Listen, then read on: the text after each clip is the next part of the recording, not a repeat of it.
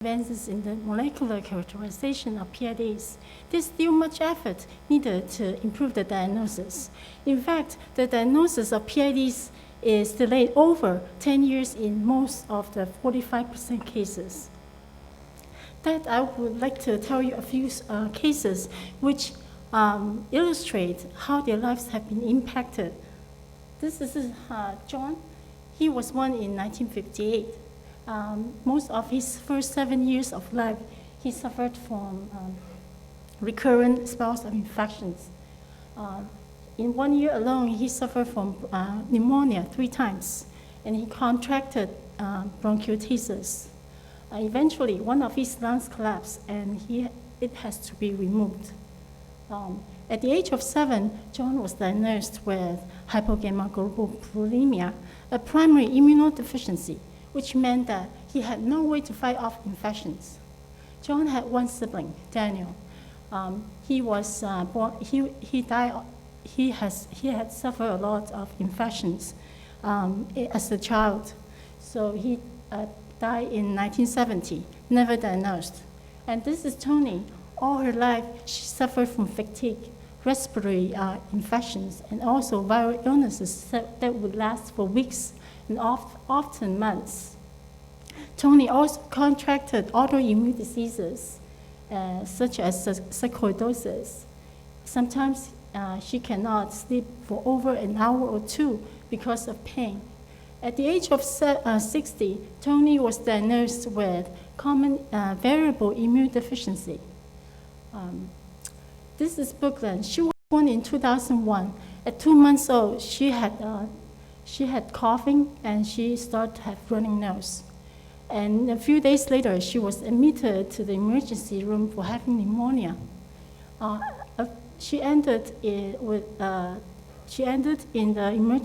the Children's Hospital as a mystery case. And a few weeks later, she developed mottled skin, and she was on a ventilator. A few weeks later, her parents had to remove her breathing tube, and she ended her life. Third child, Ethan, was born to the family, and he was diagnosed with no T cells in merely 24 hours. Now that this tragic events can be altered if we have a better system to diagnose PIDs.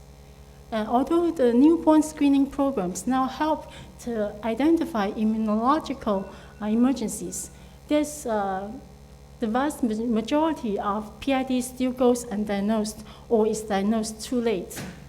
That I would like to bring forth the objectives of my presentation today. I would go over a brief overview of PIDs in terms of immune variations, and I would discuss how a typical immune workup is utilized to reach the diagnosis. I would discuss the challenges in the current methodology using in PID diagnosis. And that said, we have developed an approach to overcome these challenges with the curbside consultation. And finally, I will sum up the presentation. PID is a term used to describe a collective group of over 150 chronic genetic disorders.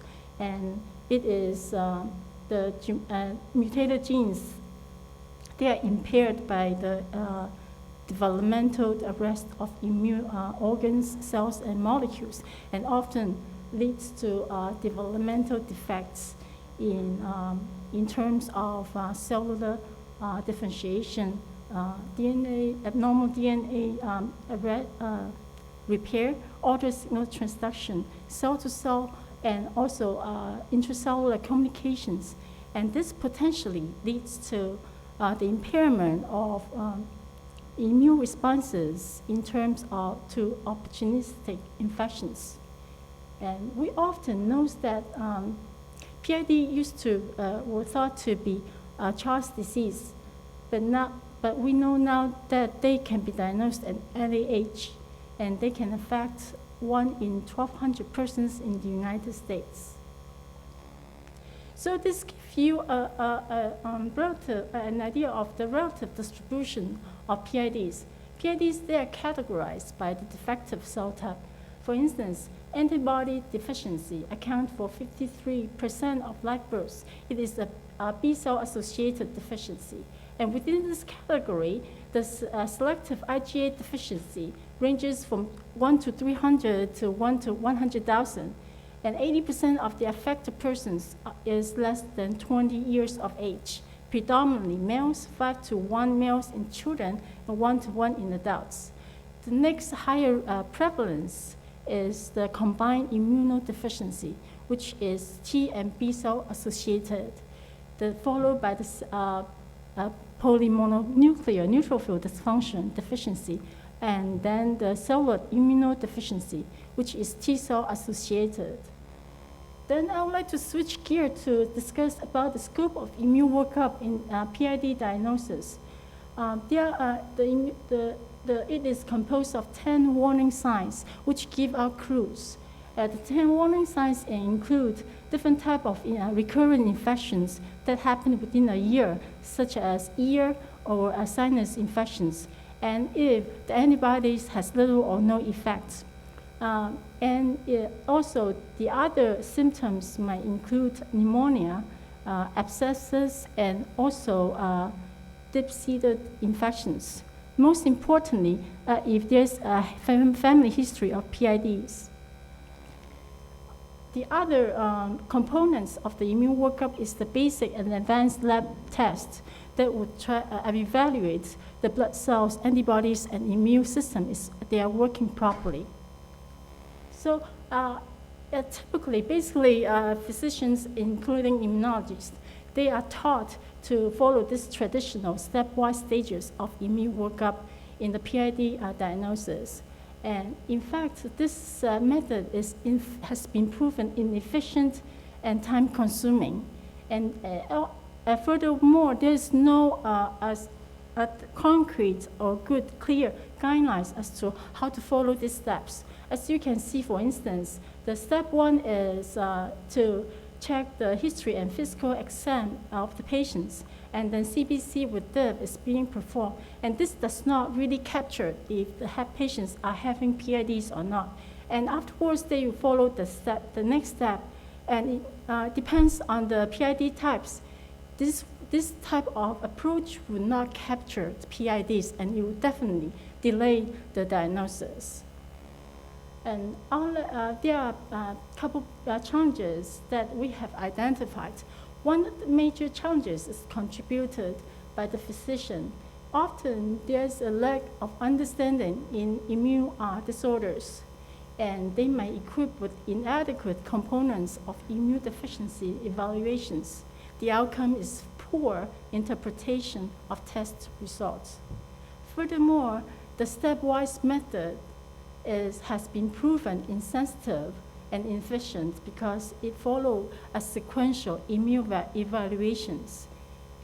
This does not work in the PID diagnosis. So we have a solution to overcome these challenges. We have designed a preset immune workup diagnostic tool. It is a multi-dimensional method which is composed of necessary and effective immune evaluations, which I'll discuss later. And the advantages of this diagnostic tool are that it does not require physical referrals to be operational. Therefore, it is not as much affected by the shortages of lab facilities or immunologists, and it is cost-effective. It blends in nicely with the newly emerging specialties and health systems, such as telemedicine and patient-centered medical homes. So the components of this diagnostic tool include the current symptoms of patients and medical history, along with the blood specimen to perform the test. So the most importantly is the unique immune profiling we have designed. So we will evaluate different immune compartments of the immune system. We will perform CBC with them, and we also evaluate different cell type T, NK, and T memory subsets. For B cells, we check their maturation status. And in that, we also have other qualitative tests. This is, we check the antibody titers and also vaccine titers.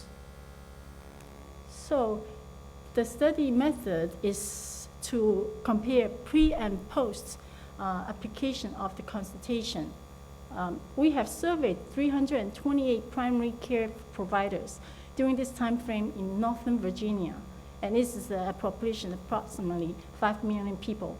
And we asked the physicians the number and the patients they have identified with PID in their practices. And we offered them 10 warning signs, and we offered to perform the curbside consultation. And they will give us the clinical history, and we will perform the immunological tests as indicated.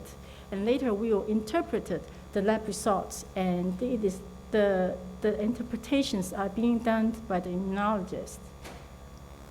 So the result, so this is the result for application of the consultation. And you can see different practices. There are 6 here. They pick up different warning signs, but this is not specific. If you look at this table, and you can see if the CBC or antibody titers are being performed, the sensitivity of picking up the PID cases, they are all different, and they are still with low diagnosed sensitivity. This number is calculated according to different specialty. But you can see the highest percent is 30% in primary care. And if we apply an additional type of test, and you can see the percentage may increase a little to 25% comparative, 35% comparatively from before, 30%. But still it's low, it's not as specific. However, if we apply another type of immune test, like the type of cells or maturation stage of the cells, you can see they are all different. They might not be able to pick it up. So the stepwise approach do not work that well. And in addition, you can see in different practices, except the pediatric cardiology, the patients mostly have B-cell abnormality. And comparatively to this cellular response evaluation, the patients in this practice mostly suffer from T and NK cell abnormality. Still, the percentage of picking up PID is not high at all. So this is the study result post-consultation of the study. So you can see, if you see the before curbside consultation, in this, the number here is very low. And after the curbside consultation, it increased significantly, and with the p-value showing pre and post comparison. Therefore, so I wanted to give you a little bit of information about this study. So the type of PIDs we pick up among these specialties, 58% predominantly, they are all humoral immune deficiency, which is of B-cell associated. And within each specialty, they may have different prevalence of PID types. For instance, in ENT, ear, nose, and throat specialty, the next one is the combined immune deficiency, and also the autoimmune disorders. As you can see, we can distinguish in different cohort groups to see which is really impacting different practices with this consultation. And so the total, the overall result is the increase of prevalence in PID diagnosis from 5.3 to 33 per 100,000 before and after the consultation. So this review the real prevalence of an instance of PIDs actually is higher than once thought to be. So especially in practices including ENT, pulmonary, and pediatric gastroenterology. The take-home message includes that we wanted to acknowledge that there are challenges in the stepwise immune workup method. Has been proven both ineffective and inefficient and time-consuming. And our study data show that there's a need for complete assessment instead of step-by-step follow the certain tests need to be done in certain steps. And our curbside consultation diagnostic tool significantly impact different factors, such as it narrows the gap in identifying PID patients. It also provides efficient and cost-effective solution. It improves the diagnosis accuracy and shortens the delays both in diagnosis and treatment. It solves the problems of inadequate regulated lab facilities and shortage of immunologists. It meets the needs of other medical specialties and advances patient care in this field. Finally, I want to take time to thank our lab members for all their help and hard work, especially the staff from Immunology Clinic for providing the study and design the study method. Finally, I want to show you our lab services. We are a CLIA and CAP accredited diagnostic lab, and we offer the following services. Finally, I thank you for listening. I would love to take any questions you might have.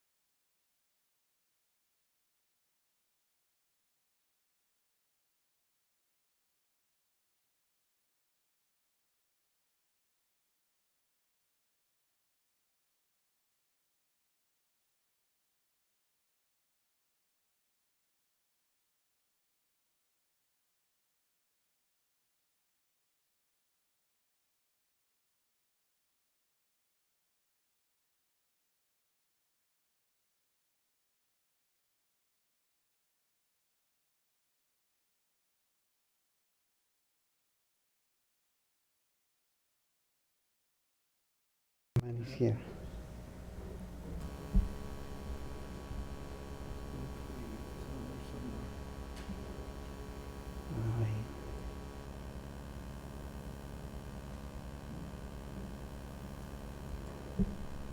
I think. Joe?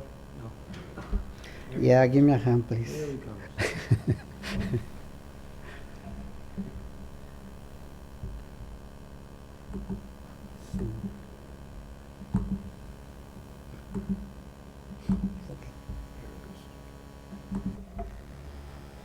No, it's not mine. Still the same one.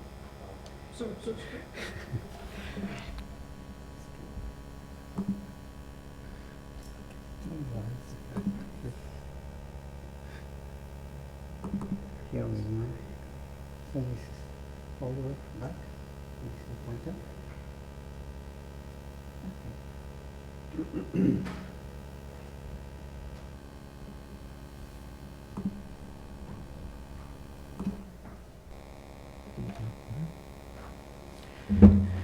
Good morning to everybody. Thanks to be here. I will present today the work for the past 20 years that we perform from my lab and a collaboration with another labs, collaboration with many people in the hospitals, and now we are working with some of the private companies. So I have the time to present the data from the 20 years. So cervical cancer is one of the biggest problems in most of the Latin American countries. And normally in Mexico, a woman dies every 2 hours. The problem is very big because there is a virus, which is called papilloma virus. Here is a photograph from the virus. And this is one of the smallest viruses that you can find. So what is the problem around the world? First of all, every year there are 500,000 cases of invasive cervical cancer. Also, there are every year 10 million of high-grade lesions appearing into the people.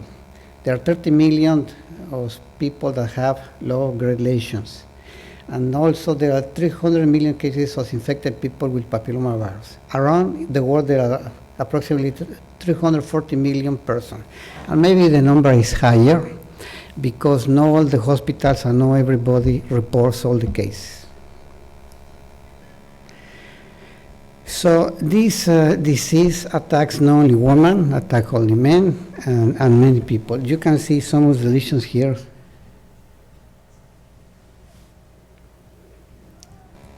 Okay, sorry. You can see the lesions in the anogenital tract, and also you can find some of the lesions in the mouth and the larynx.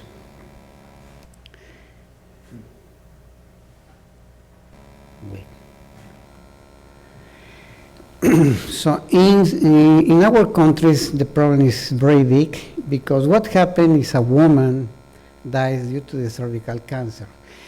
There are many women in Mexico which they are not married. They are alone women. They have several kids. If they get the disease or they get several cancers and they die, there are many young childs around the streets, and that increases the very economical problems in our countries. So to solve that is very difficult for us. So what causes the cervical cancer is the papilloma virus. Here I show the genome of papilloma virus. It is composed by several genes. I will mention what they are doing. The E1 and the E2 genes of the papilloma virus are required for the transcription of virus replication. Normally, the E2 protein binds to the LCR promoter and prevents the expression of the E6 and E7 genes. At some stage during infections, the viral genome gets integrated into the cellular genome. When that happens, the E2 gene gets disrupted or inactivated. That leads to the expression of the E6 and E7 oncogene. When that happens, and the E6 and E7 proteins accumulate into the cells. The cell gets transformed, and people get cancer. The other two genes, L1 and L2, are the core proteins for the virus. Why do the people has cancer? It's very simple. Normally, the papillomavirus gets infect the basal layer of the epidermis.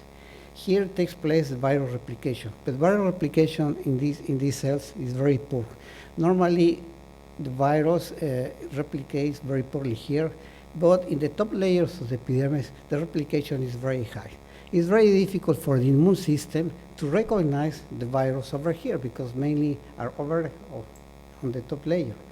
So that it means that when the virus gets replicated, it can infect very easily other cells.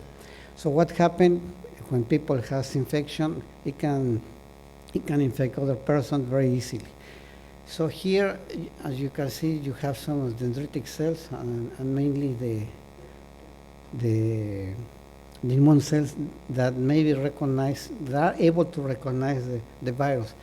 But what happens with all the viruses that they are on the top layer, they cannot be recognized.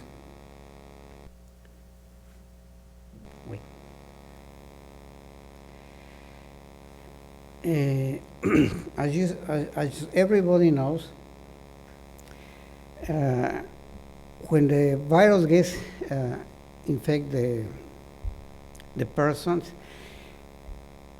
sometimes people doesn't get lesions, and they get rid of the lesion at some early stage during the period of infection. This is because the innate immune response can take place, and then they can remove by spontaneous regression the lesion. But some of the people that they develop cancer of some of the big lesions is because the immune system is not able to recognize. It's not only because the virus replicates very, very efficiently in the top layers, but also is because some of the proteins that the virus has is using just to avoid the immune system. What happens is that, for example, the E6 and E7 proteins can downregulate the MHC class 1 molecules. Also, for example, the E6 protein binds to the IRF3 transcription factor, which binds to the interferon promoter, and that's what it causes, downregulated the responsive interferon genes. Also, it represses the expression of the IL interleukin 8, interleukin 18, and most of the cytokines. So what happens is these proteins that the virus has is avoiding or preventing that be recognized by the immune system. And then if you put this, in addition that the virus replicates on the top layer, it's very difficult for the immune system to be recognized. That's why the people have cancer. So how do you solve the problems? It's very difficult because the normal treatments, they cost a lot, and none of them are able to eliminate completely the virus. What the normal treatment does is eliminate some of the lesion, eliminates the tissue, but doesn't eliminate the virus. So what we were working for the past year is to try to develop a therapeutic vaccine that is capable to not only to overcome the papillomavirus infection, but also to eliminate the virus. So the cervical cancer solution. What we are doing in the lab, we are working with the vaccinia virus. Why we are working with vaccinia virus? Vaccinia virus was used to eradicate smallpox a long time ago. We characterized 20 years ago in the lab of Bernard Moss an attenuated vaccinia virus called modified vaccinia ankara. This virus is safe for humans. Also, vaccinia virus is well known to be a very good antigen presentation. Also, you can express in high quantity any type of protein that you introduce into the virus. and also is capable to stimulate the immune system very high. In addition, when you use this type of virus, the number of lymphocyte cells increase in the place you are injected. Also, for the past 20 years, we also working with the different genes from the vaccinia virus, and we were able just to delete some of the genes into the virus, and we generate that infiltration of macrophage and neutrophils in the zones that we are applying the vaccine. So we call MBA2 healing therapy.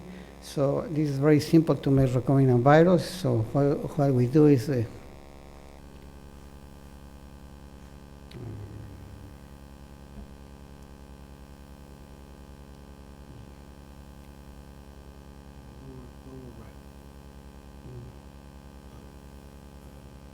yeah.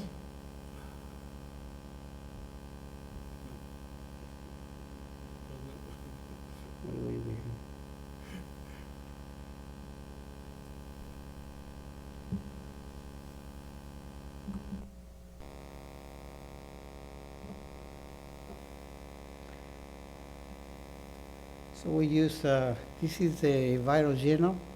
So we use a plasmid. We can introduce into this plasmid different type of gene.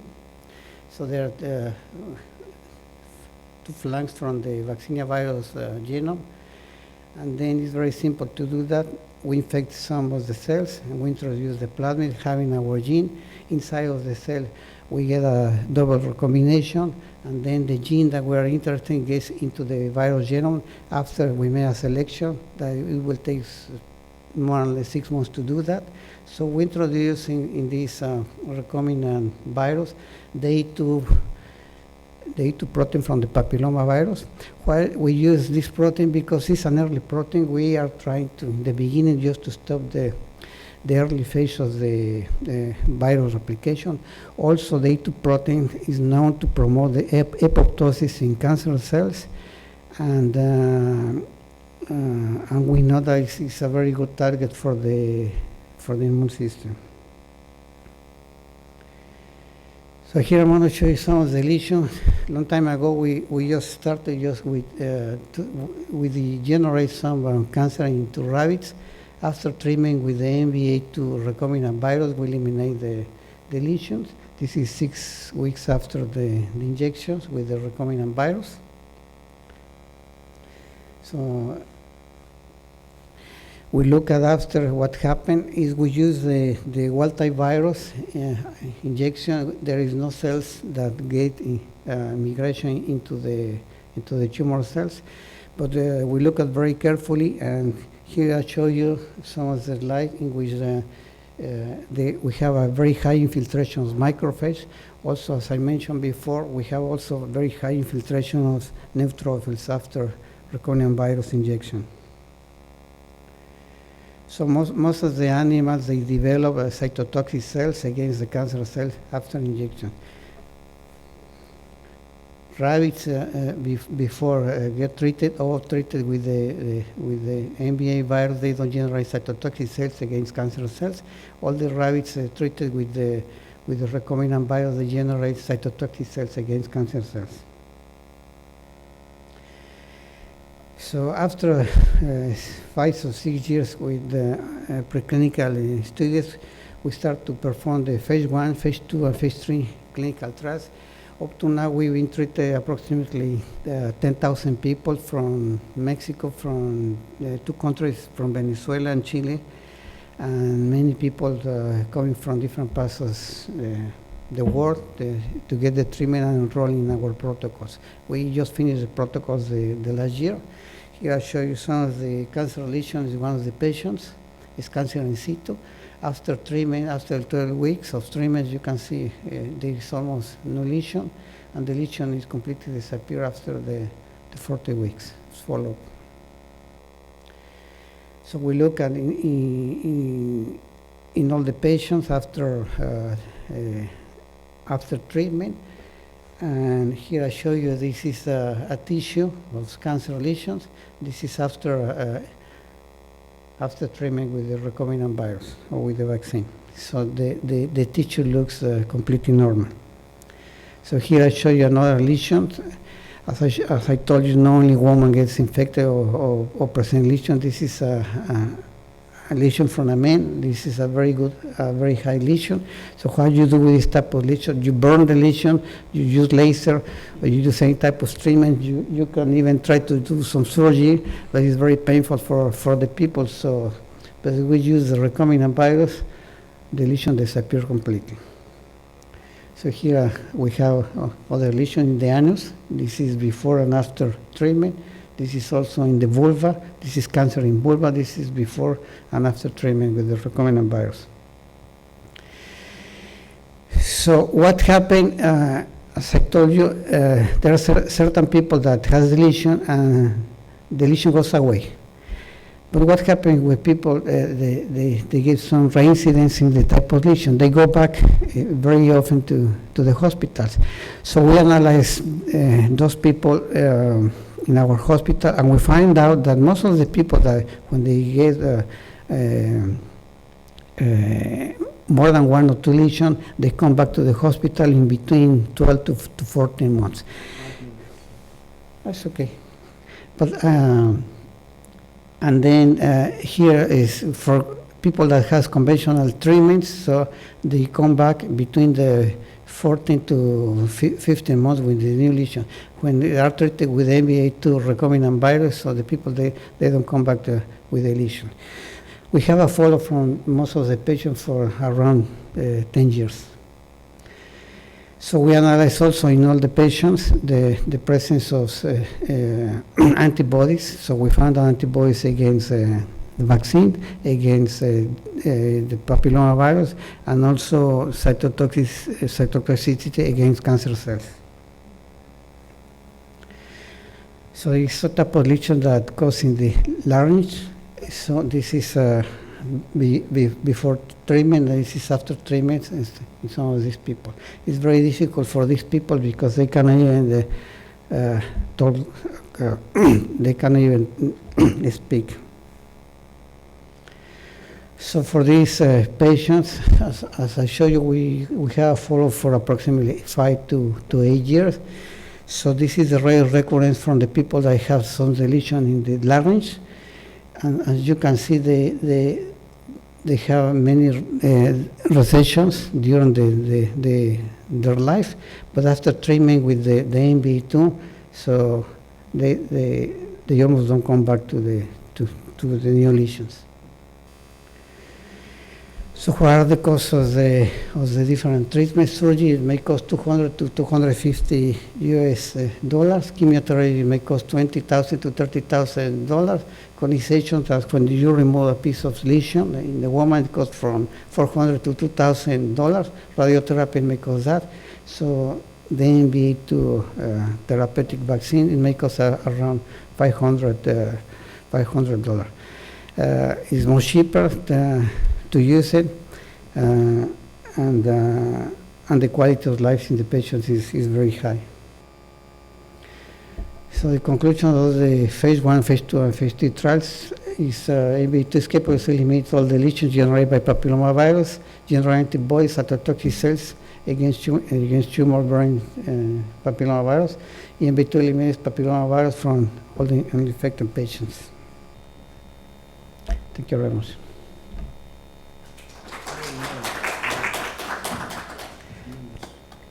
Questions for Dr. Azaros? Very nice presentation. I have a question about, you presented a few issues here. You have data looking at different stages of diseases in We treated all the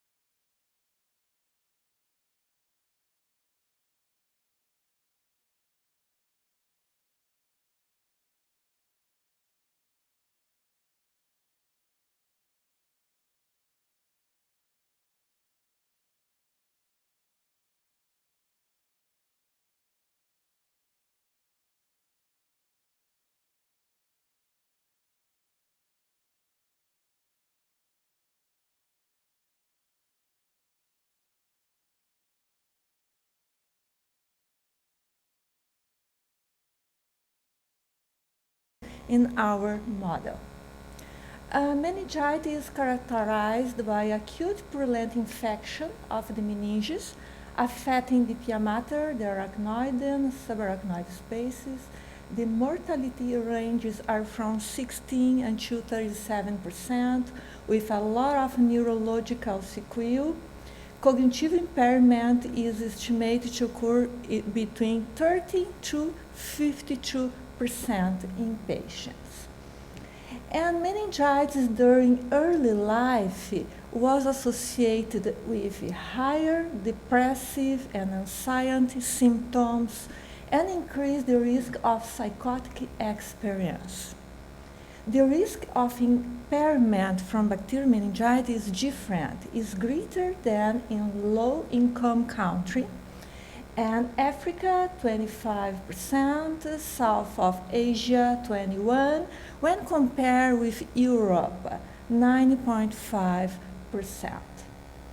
When the bacteria cross the blood-brain barrier, can cross through different ways, and transcellular traversal that you can see the pathogen can cross without any evidence of the damage, or paracellular traversal that involve the penetration of the microorganism between the cells. And the third kind that the bacteria can cross is Trojan horse that involve the penetration of infected phagocytes. When the bacteria cross the blood-brain barrier, the microorganism can bind in a different receptors outside of the cells and inside of cells. Then different microorganisms such as Streptococcus agalacti, Escherichia coli, Listeria monocytogenes, Streptococcus pneumoniae, and Neisseria meningitis. Depend of part of bacteria can bind with a different receptor. Here we can verify that the toll-like receptors outside of the cell and inside of cell too, node-like receptors and inflammasome. When these receptors are activated, toll-like receptor through lipopolysaccharide from gram-negative bacteria, and toll-like 2, peptidoglycan, lipoteichoic acid, toll-like 5 from flagellum from the bacteria, and inside when the cell phagocyte, such as the inflammasome that can activate here to produce pro-inflammatory cytokines such as IL-1 beta, IL-18. And in another ways, you can produce TNF-alpha and IL-6 that are pro-inflammatory mediators. When these cytokines are produced in the brain, chemokine will attract cells from the blood, and these cells will bind P and E selectin, will cross the cells in direction of this gradient of chemokine. And when the cells phagocyte the bacteria, inside of these cells, the phagosome can bind with the lysosome and produce a reactive species. And when the cells die, all these species are released and can cause damage. The damage is from bacteria, but is from the host immune response too. Here is our model that we use in our laboratory. We use the microorganism in a culture. The animals are anesthetized. We use different kind of age of these animals. We store rats in different phases of the life. Neonates, 3 or 4 days of life. Infant, 11 days of life, or 60 days, that is adult. And we inject in the cisterna magna the suspension of bacteria or cerebrospinal fluid, artificial cerebrospinal fluid, as a placebo. When you are studying the cognitive, we treated these animals during 7 days with antibiotic.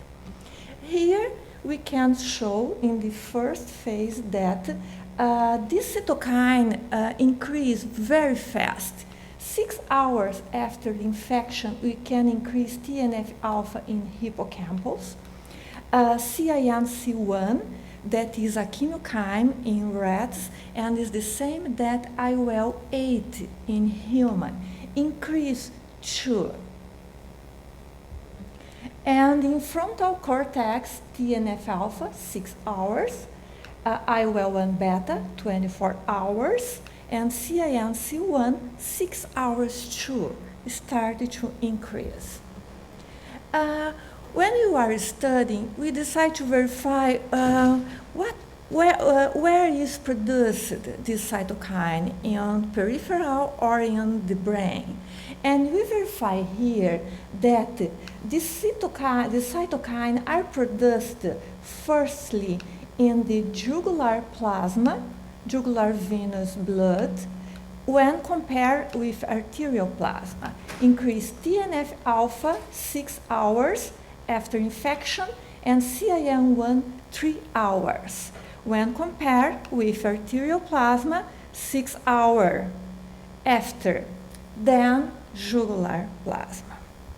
This cytokine increase in this time, but they increase firstly that blood-brain barrier disruption. And we studied the blood-brain barrier, and we verified that the blood-brain barrier disrupts 12 hours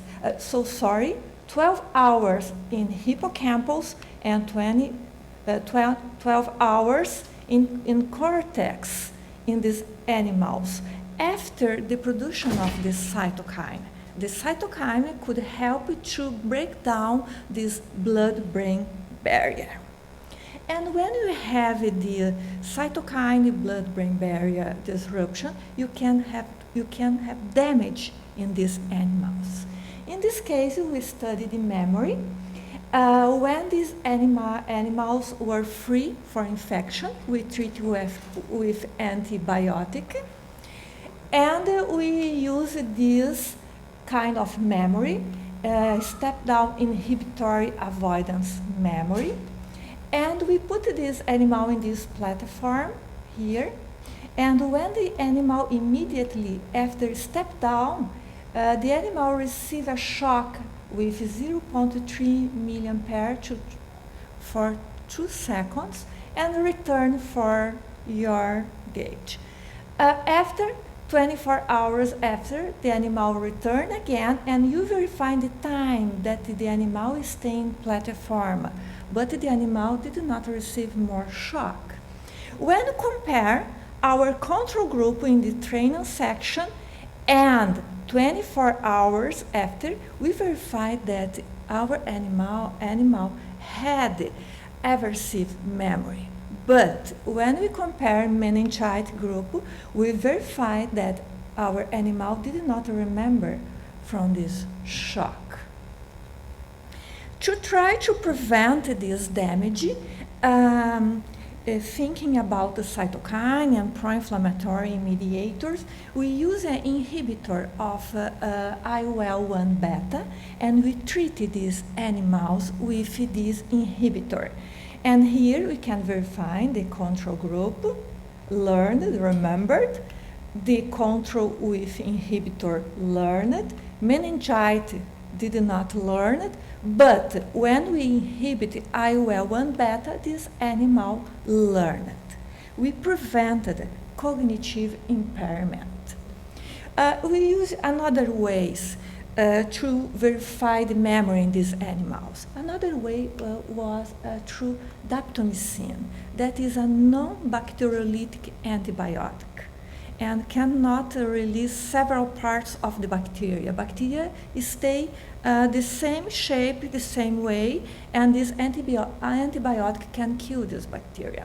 And you will find that it treated these animals with daptomycin prevented cognitive impairment in this animal. We use another pathway, kynurenine pathway, that is very important and activated during the infection. And kynurenine pathway we inhibit with the first enzyme, indoleamine 2,3-dioxygenase, IDO, you use, and you verify that when we inhibit kynurenine pathway in the first stage, we prevent this memory too. We use cannabidiol, that there are anti-inflammatory properties, and with different doses and 10 milligrams we could prevent. And we verified that aversive memory could be related with a strong host immune response in these animals. Using another kind of memory, recognition or a new object. Here, the animal is in this space with two identical objects. During 5 minutes is the train section. 1 hour and a half after, we put the animal with one different object, and 24 hours, another different object. Now we need to verify if the animal have this ability to identify the new object, okay? And we compare control group, we verify that the shan 1 hour and a half after the first object and we change this object learned, 24 hours learn, meningitis didn't learn, and daptomycin and non-bacteriolytic antibiotic prevent this damage, demonstrating that short and long-term memory impairment for a novel object recognition was prevented in this experiment.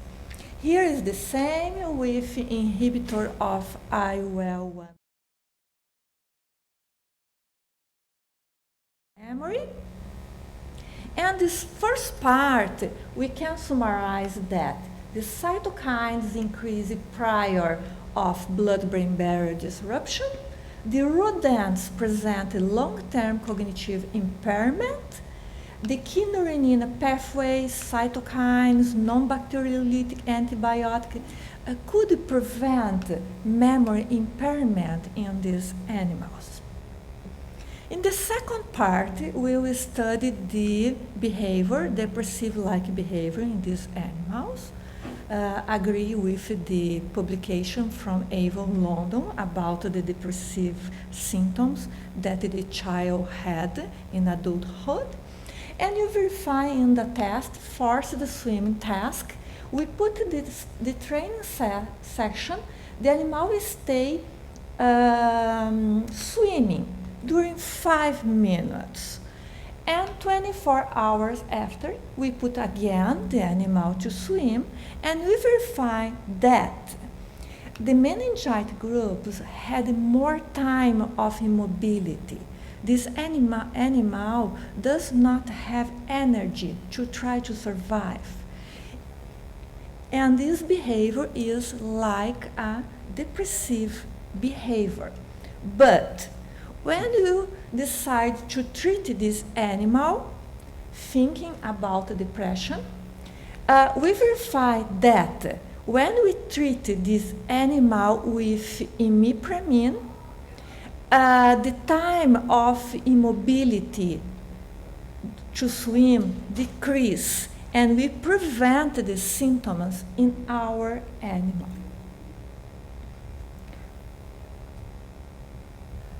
Another study to verify depressive-like behavior and anhedonia, we did this test. We put this animal in this space with sweet food. Sweet food during 5 days, 3 minutes today, for the animal to try to eat this different food, sweet food. And the test is during 2 days. And the session test, we left the animal without food during 22 hours. And we verify how many sweet food these animals will eat. Here, we can verify that the control group ate a lot of sweet food, the shunt group with imipramine, like a lot eat food, but the meningitis, no, did not have energy to try sweet food. But when we treat this animal with imipramine, we reverse these symptoms. In this case, imipramine reverts the reduction of sweet food consumption when compared to the meningitis group. Meningitis prevent anhedonia-like behavior. 5 minutes. Okay, thank you. Here, imipramine decrease corticosterone, decrease ACTH, TNF-alpha, cytokine, chemokine, and summarize in the present research we showed that experimental bacterial meningitis during childhood presented depressive-like behavior in adulthood. The rodents demonstrated the same pathophysiological finds similar to patients with depression, and they improved their behavior in response to imipramine treatment. Summarizing, here is a picture that you can verify all cascades in meningitis, and when you blocked this cascade in animal model, experiment model, we can prevent damage. When we block the oxidative stress, cytokine, chemokine, with different treatments to prevent cognitive impairment. Thank you so much for this great opportunity. Questions?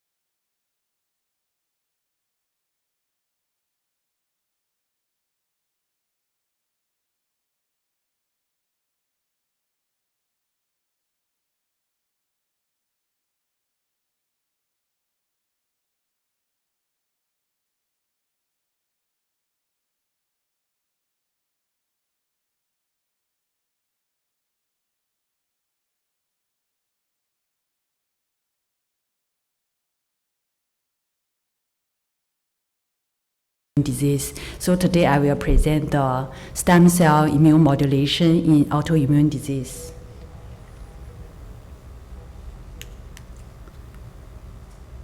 Okay, this one is the next slide. Yeah. All right. How come? Or you can use the computer. Okay. Okay. So the autoimmune disorder occurs when the body immune system attack or destroy the healthy body tissue by mistake. So there are more than 80 types of the autoimmune disorders. The exact cause of the disorder is unknown. Then one theory is that some microorganisms and or drug may trigger the changes that confuse the immune system. Then there are some common disorders involved. The main one is the systemic lupus erythematosus and rheumatoid arthritis and multiple sclerosis, etc. Then the autoimmune disease are chronic condition, and there's no way to cure this disease. The treatment involved is attempt to control the process of the disease and decrease the symptom. There are main 5 categories of treatments. So the first one is the supplements, which is to replace the substance the body lacks, like the thyroid hormones and vitamin and insulin. The second way is the blood transfusion if the blood is affected. The third is the physical therapy, which will help the movement if the bone joint are affected. Then the fourth one is the immunosuppressive medication, which involve the steroid or non-steroid drugs. And the last one is the stem cell therapy, which in under the trial phase. So this is actually the stem cell, the mesenchymal stromal cell, suppress the immune reaction has been well identified in vitro. But however, it shows many discrepancy in human and animal.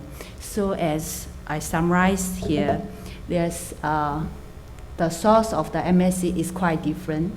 It can come from the marrow and all the cord blood or cord lining or the cord blood cell, and the administration way is quite different. Some person doing the single injection, and some are doing the repeated one with the different intervals, and the cell injection dose are variable, and the cell with different passage number. That means the quality of the cell is different.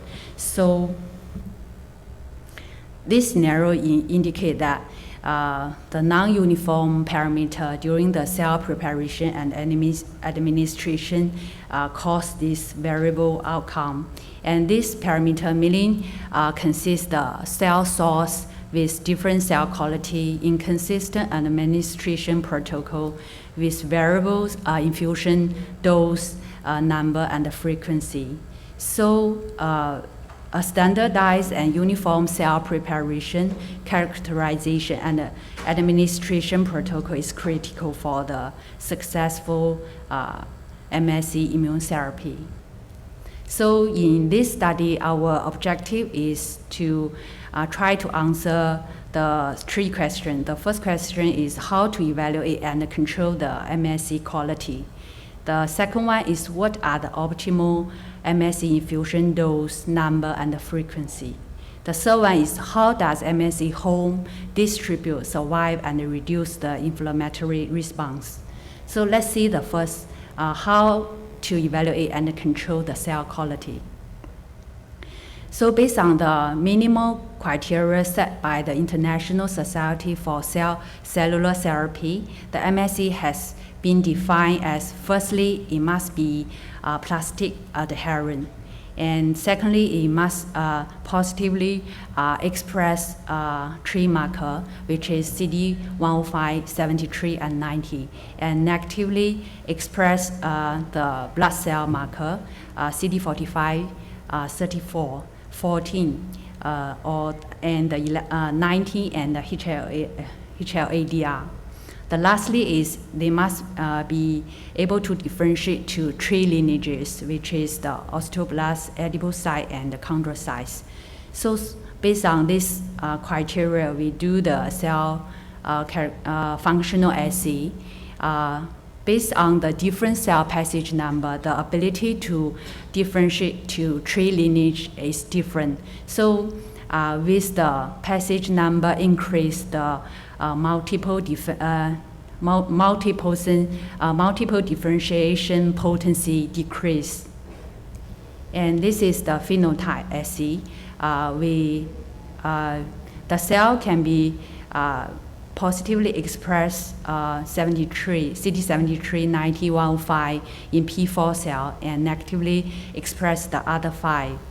And we summarize different cell passage, the cell with phenotype with on the different passage cell. Then we find that for CD105, P4 and P8, it drops quite dramatically. And for 73 and 90, we will see from P8 to P9, the number drop is almost all gone.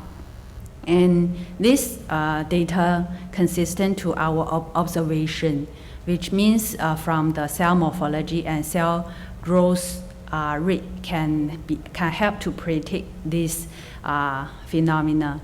Actually, at P4, around P4, the cell with the normal proliferation rate is around 1 week. We do the passage, and the cell size is quite big. It's more than 200 micrometer.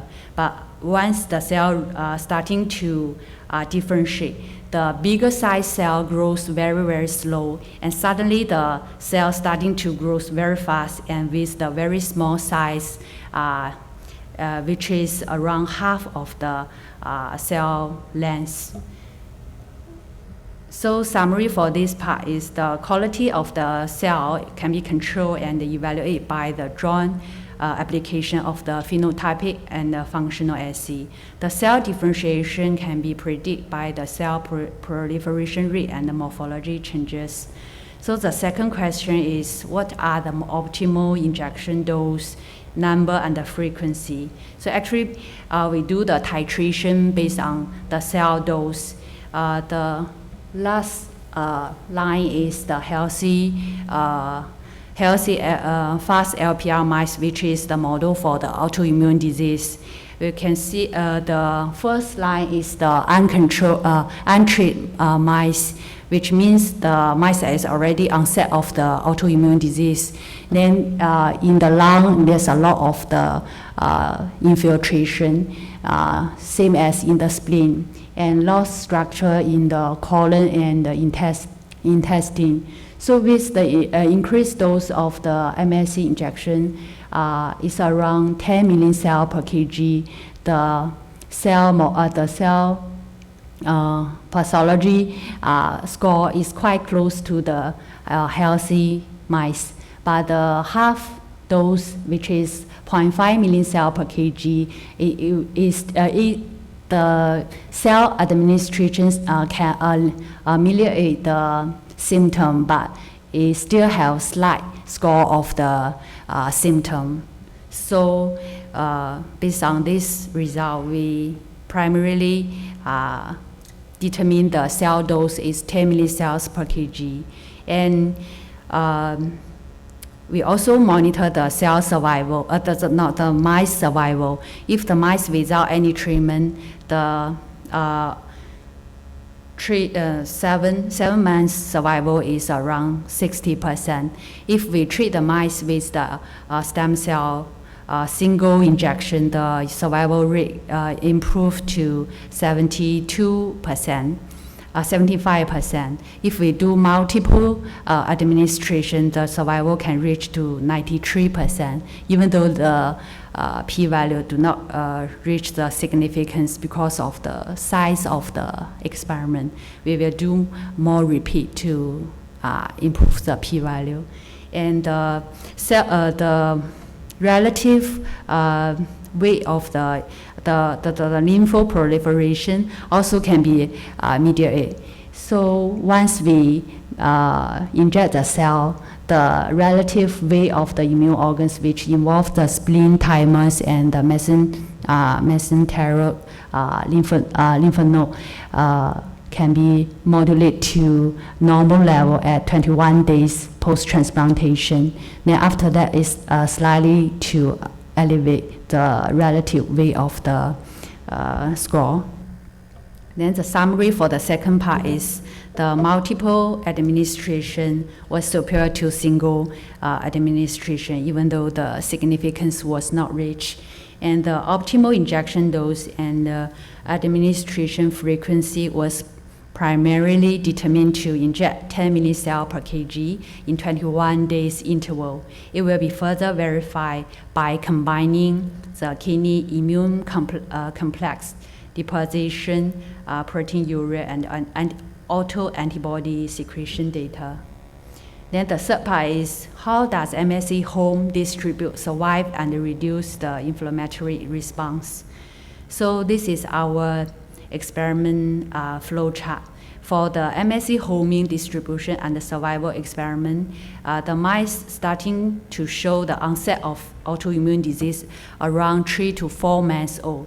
Then at 4 to 6 months, we do the MSC injection. The MSC has been labeled with the GFP. Then after injection at 2 hours, 1 day, 3 day, 1 week, etc., until 4 months, we kill the mice and do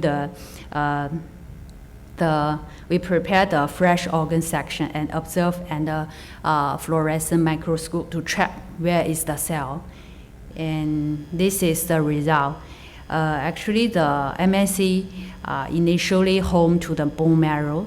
After that, for the long term, the cell are milling home to the bone marrow, the immune organs, which is the spleen, lymph node, and thymus. And this is the representative result. After 2 hour injection, we can see there's few of the cell trapped in the lung, but most of the cell already moved to the home to the bone marrow. In the peripheral blood, they almost cannot detect any MSC, so the homing is very fast. And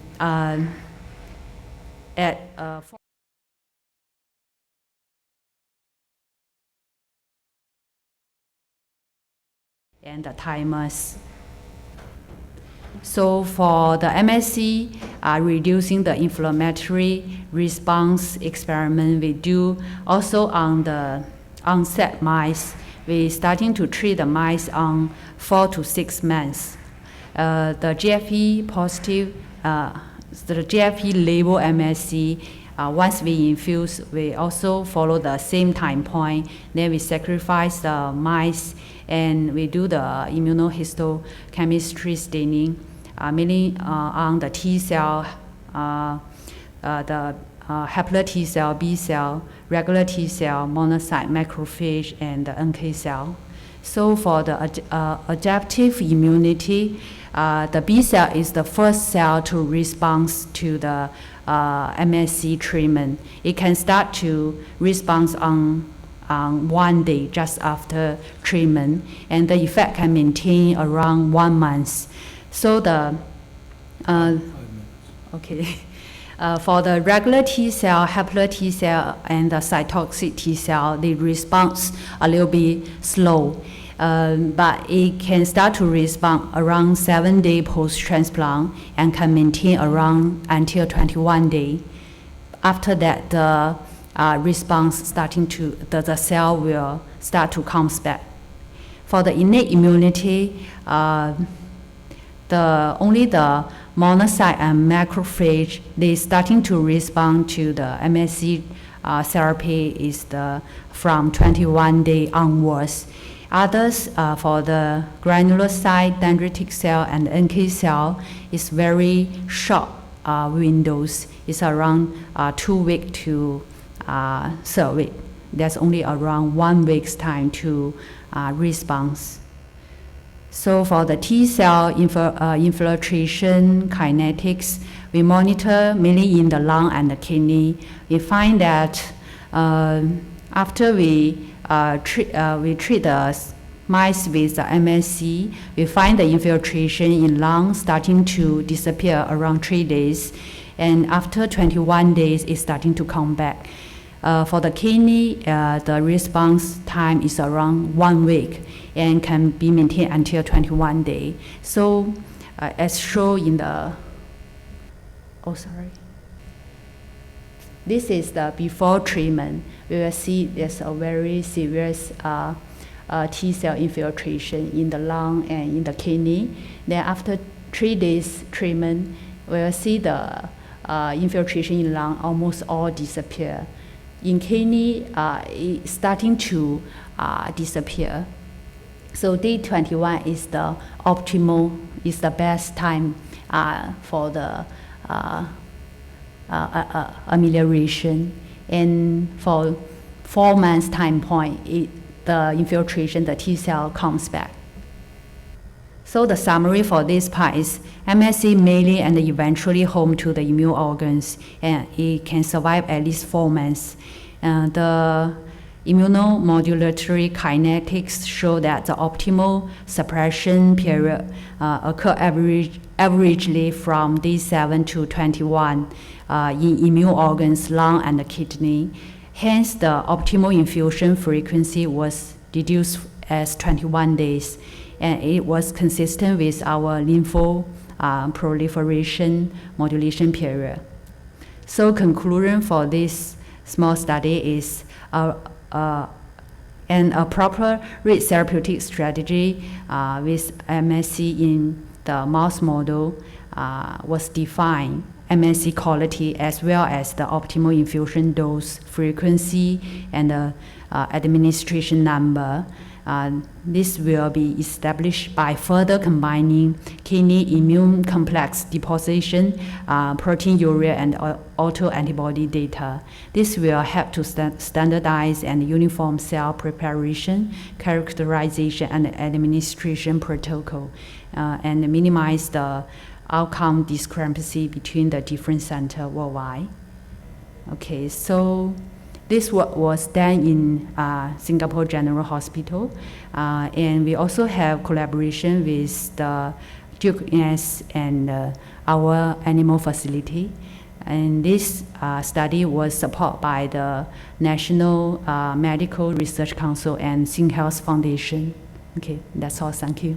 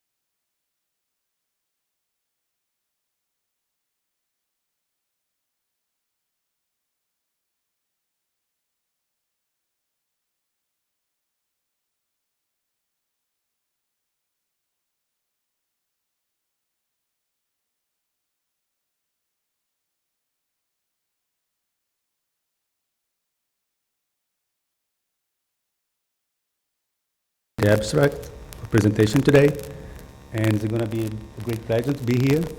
And before I get started, I just want to share what you said in the beginning of this section, and to say that the same scenario is happening in Brazil.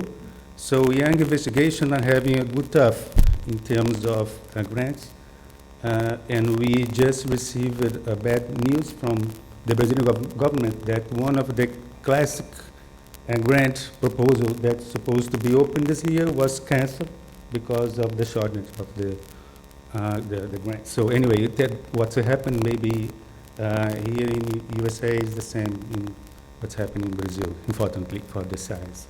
So what brought me today is a short work that we started at the beginning of this year. Actually, it's part of a work that we closed this year. So I just gonna be briefly and show you, it's a very direct research, and I'm going to show you some of the data that we get. So the result that we obtained was from Clinical Immunology Laboratory in Fiocruz in Brazil, Fiocruz Research Institute.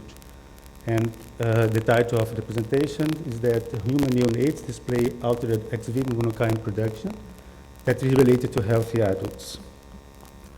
So without the contribution of some people that I'd like to acknowledge, this work will not be possible. So I'll thank very much for those collaborations, particularly Dr. Fernanda Silva and Dr. Luiz Melka, who work at the obstetricia unit there at the State University Hospital in Rio. That those doctor physicians were in charge to recruit patients, particularly mothers that give birth and collect the samples for us for our study. I'm going to talk briefly about the cohorts that we work. And also the student of my lab, Jessica, is in charge, particularly for this study, who is doing her master, Thaisi, and Eliana and Carlos, who is here in the audience. So without the contribution of the students, it cannot be possible to perform this work as well. The other support that we got, so as a state research agency in Rio, national research fellowship from CMPQ and Fiocruz as well. So this is just a disclosure. I'm going to pass this.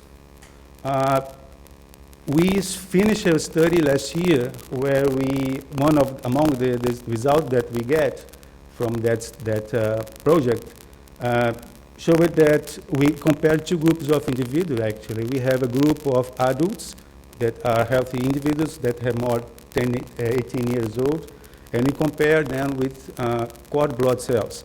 Why we are doing that? Because particularly in our group, we study BCG vaccine. And in Brazil, BCG is mandatory since 1967, I think. And to study people that does not have memory for the BCG vaccine, we have to rely on those samples from neonates. So we recruit healthy adults that are BCG vaccinees, and also compare them with umbilical vein group from neonates. So in that study, among all of the results that we get, I just want to call attention for the cytokines that we get from those individuals. So the protocol was very simple. We just put the culture, PBMCs and the blood from the cells from the cord blood in culture for 48 hours, infect them with BCG and get the supernates and check cytokines by multiplex assay. So in that study, what we get is that only adult individuals were able to produce canonical Th1 cytokines. It's not a surprise because they get vaccinated. So they produce TNF, interferon gamma, TNF, and also IL-2, and also in association to IL-10, is the cytokine that we got. But people from individuals from the neonate group were not able to produce the cytokine because they are, of course, they are naive for the BCG.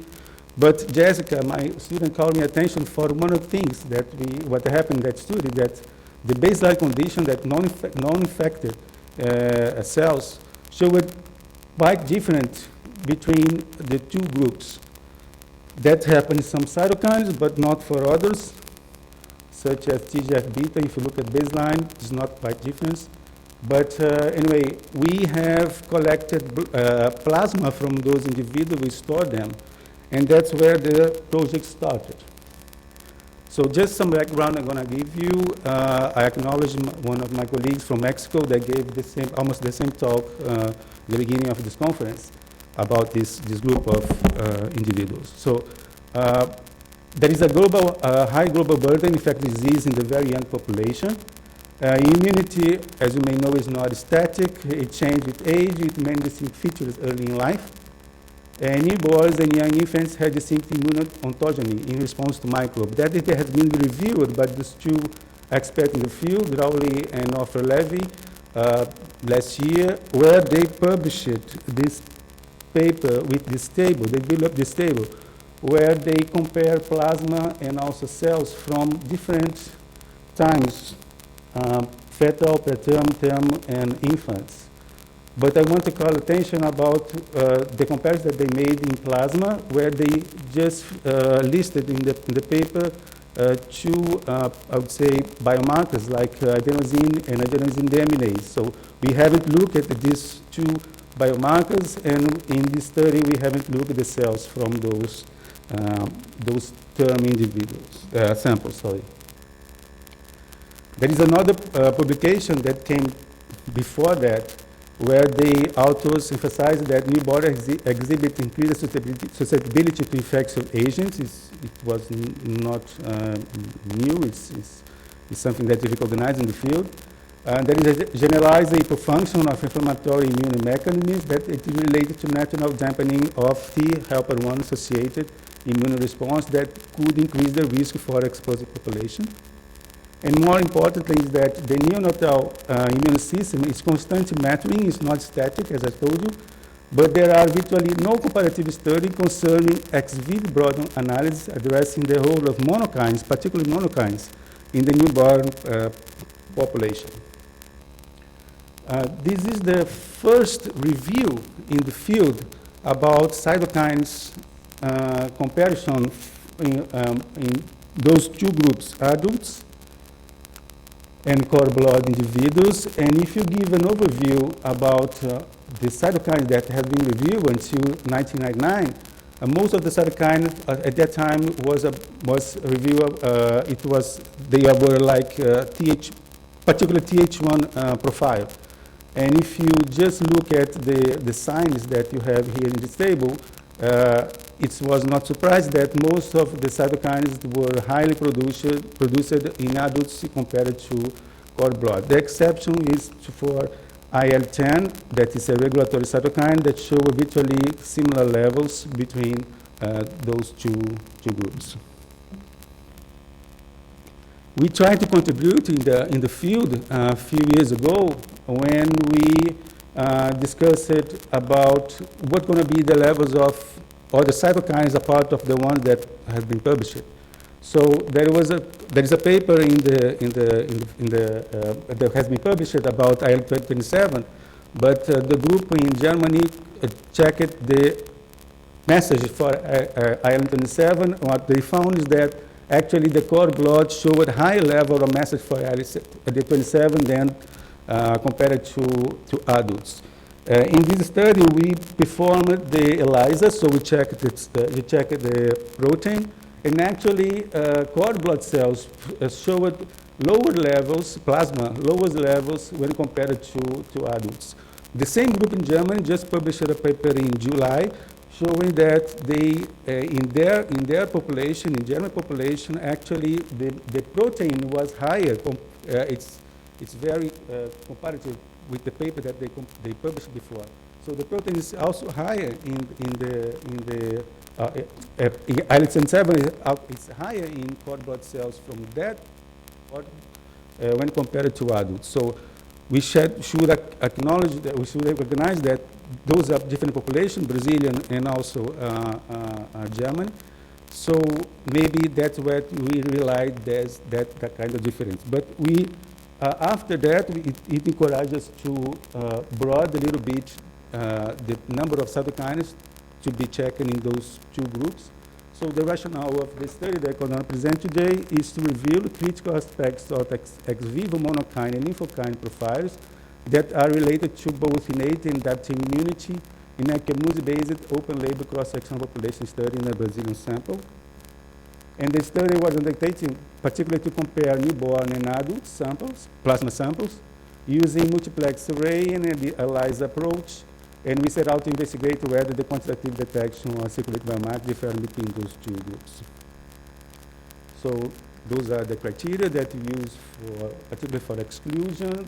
Patients do not have any kind of suppression, like to be HIV negative, could not have a history of malignant, no degenerative, no transmitted disease, no diabetes, do not use the corticosteroids or immunosuppressive agents at the time of the study entry. Identity was omitted because IRB in Brazil is very restricted about that. And it was approved by those two protocols. So we collect the blood from those two individuals. We just separate the cells from the plasma. We collected 2 vials of plasma and keep them frozen. And the number of individuals, particularly for this study, was pretty much the same, 28 individuals. And we perform analysis for biomarkers using multiplex array that we detected 9 cytokines, and ELISA detects 6 other cytokines. I want to emphasize that we deliberately use ELISA to detect monokines because in the multiplex that we use it was preformed, so we could not include monokines in that platform, so that we decided to use in parallel ELISA for monokines. So those are the characteristics of the population that we use. It is only for the what we could obtain from the cord blood cells, because I told you the restriction of IRB could not allow us to get more information from the adults. So it's pretty much what I had found in literature in terms of gestational age is 39 weeks. The weight and length is pretty much the same, what has been found.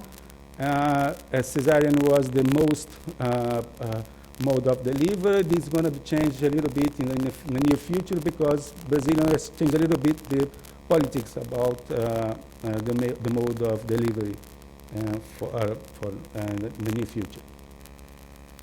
So as a brief overview, what we found that there is no big difference in terms of the cytokine that were detected by Luminex, except for IL-33 that is virtually 10 times less in the umbilical cord blood compared to adult, but it did not give us statistical significance. It's a marginal significance. It was about 0.06. But we confirmed again that the IL-27 in this new cohort is also decreased when compared to adults. It's corroborated data that we have published before. So for the monokines that we were used to detect by ELISA, we checked IL-8 and IL-23, and in both cases, cord blood cells showed less production of IL-18 and IL-23 in the plasma, and it has been shown before in MS and RA and also in Alzheimer's disease that both cytokines could be a good marker for Th17 rise. So that we perform a correlation analysis, intragroup, in the umbilical vein group, and also it was true there was a good correlation in IL-23 and IL-18 for the UV group, but not for the adult group. So you're going to raise your hand and ask why. Have you looked at that as IL-17 in those individuals? No, we haven't yet, so it's on our to-do list for the near future. On the other hand, TGF-beta showed a high level in the plasma of umbilical vein individuals when compared to adults. So there is it's hard to interpret the data because the cytokine network is very complicated. But we are pretty much aware that we need to expand the number of cytokines that we have been looking at. So that's what we plan to do in the future. So some consideration before I finish is that several factors may be implicated in those neonatal alterations, such as inherent maturity and maybe Treg mediated inhibition. There is apparent superior performance of ELISA that is when compared to multiplex approach, but it was, as I told you, anticipated bias because we select monokines to quantify, we select ELISA to quantify monokines based on our previous data. And there is a new paper that showed high IL-10 levels in the umbilical vein, but we could not reproduce the data in our cohort. And you should also detect beta-2 microglobulin because the same paper showed a decreased expression of that marker. So as a conclusion, term human newborns unveil a differential monokine production pattern when compared to healthy adults, and those variations seem to correlate to be corrected during the immune system development. And for sure, we need to perform additional characterization of a broad cytokine panel that it could have the potential to reveal other future candidates linked to that common underlying mechanism in order to better understand the functional capability of the neonatal immune system. So thank you for your attention.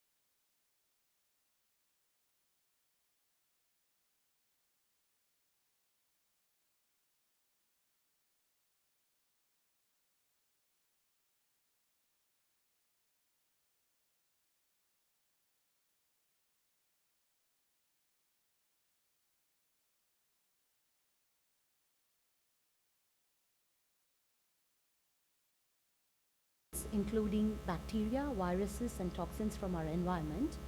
And our body protects and defends against these invasions with the help of two defensive arms of immunity named as innate and adaptive immune system.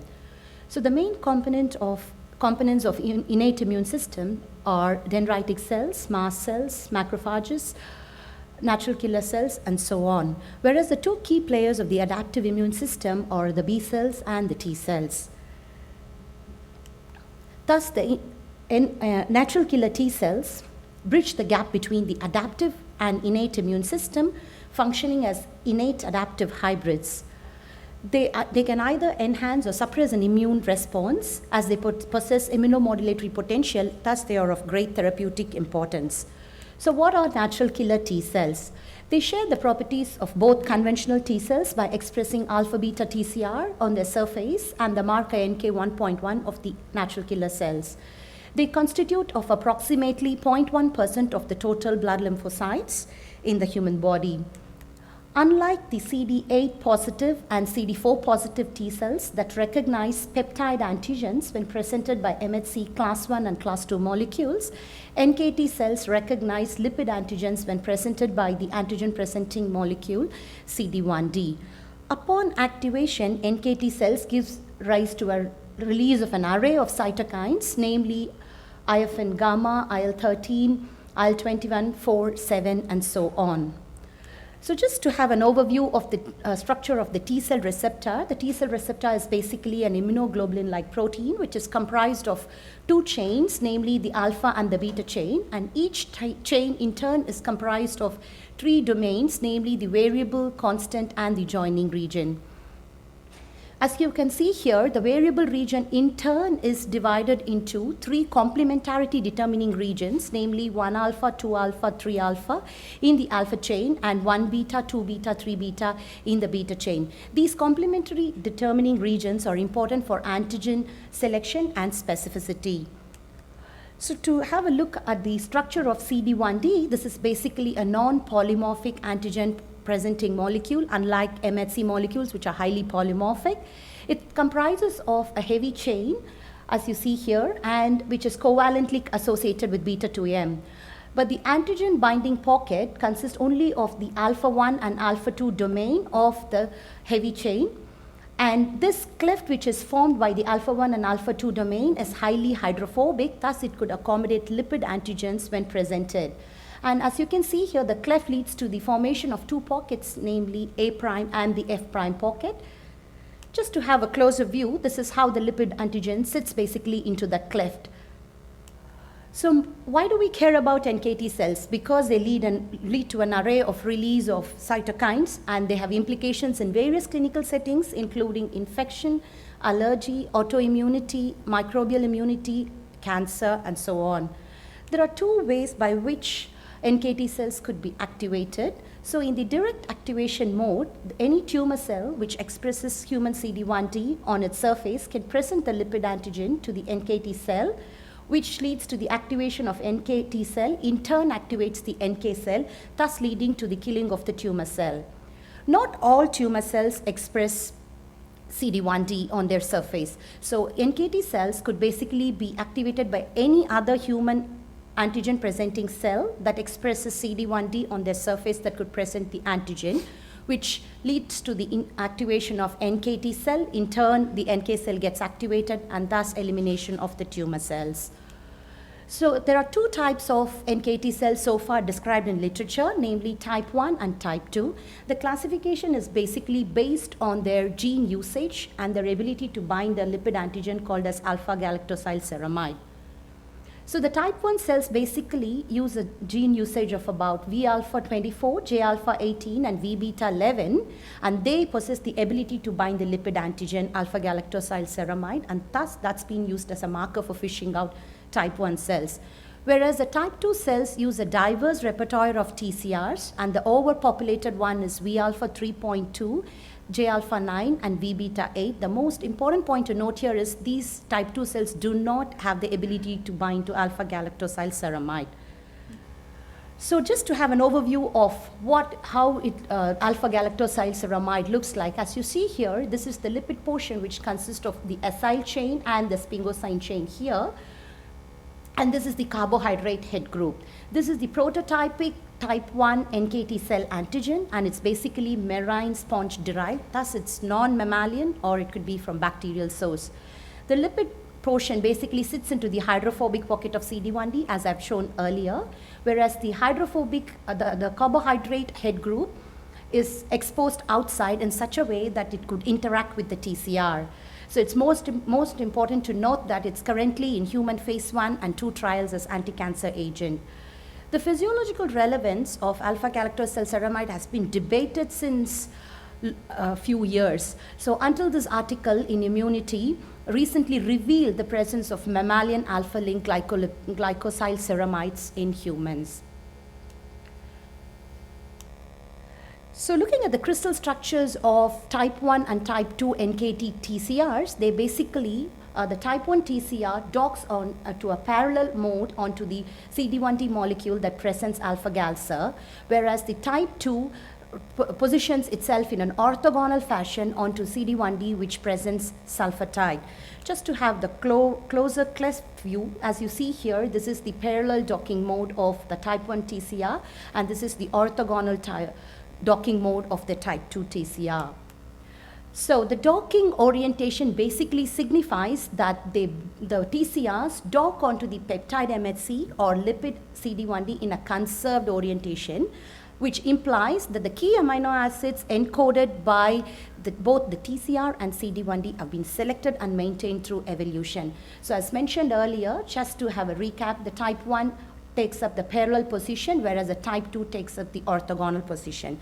So we asked a question, are there any other CD1D restricted alpha-galcer reactive NKT subsets in humans? And if they exist, do they dock in a conserved manner? So in order to go ahead with this, our collaborators from University of Melbourne have identified a new subset of NKT cells by using the CD1D that's loaded with alpha-galcer, making a tetramer of it, and the NKT cells were fished and they are subjected to FACS analysis. As you see here, there are a subset of T cells that are identified apart from the type 1 NKT cells which are reactive to alpha-galcer. And these have been single cell sorted, and then we also perform single cell sequencing in order to identify the sequence of these clones. So shown here is the list of clones that have been identified, which indicates the sequence of the TCR alpha chain and TCR beta chain. And we have named them as 9B1 to 9B12. So I've been working on a couple of them for the past couple of years, and from now on, for this talk, in the interest of time, I'm going to talk to you only about 9B2 TCR. So just to give you the experimental flow, once the sequences have been identified, we basically clone and express the protein in the bacterial system, and we go ahead with purification of the protein using series of steps, and then try crystallizing the protein. So what you see here are the protein crystals, and these crystals are basically flash frozen with the help of liquid nitrogen and taken to a radiation source, which is the Australian synchrotron. And what you see here is the loop in which you see the crystal here, a tiny bit that's been taken here. And when this is subjected to X-ray diffraction, if it's a protein crystal, you get this beautiful diffraction pattern. And these diffraction spots are basically convoluted into electron density map with the help of various sophisticated computer programs. And this electron density map, after a series of refinement, leads to the decoding of the protein structure as displayed here. So in my project, the first challenging step was to express and purify the TCR, that is 9B2 TCR. So I cloned it in PET30 vector, and it's been expressed in BL21 E. coli cells. As these are bacterial mammalian proteins, so we got only inclusion body preparations as they were expressed in bacterial system. So we need to refold the protein in order to get the intact protein for our protein studies. So the refolding protocol is basically established in our lab, so I followed the protocol, and then we did a purification procedure as indicated here, starting from ion exchange to size exclusion to hydrophobic interaction chromatography. And this is the final gel picture where you see this particular band corresponds to 50 kilodalton, which indicates the presence of the TCR that's in the refolded form. And under reducing conditions, the disulfide bond is basically broken, and you see the two chains, alpha and beta, here clearly of about 25 kilodalton.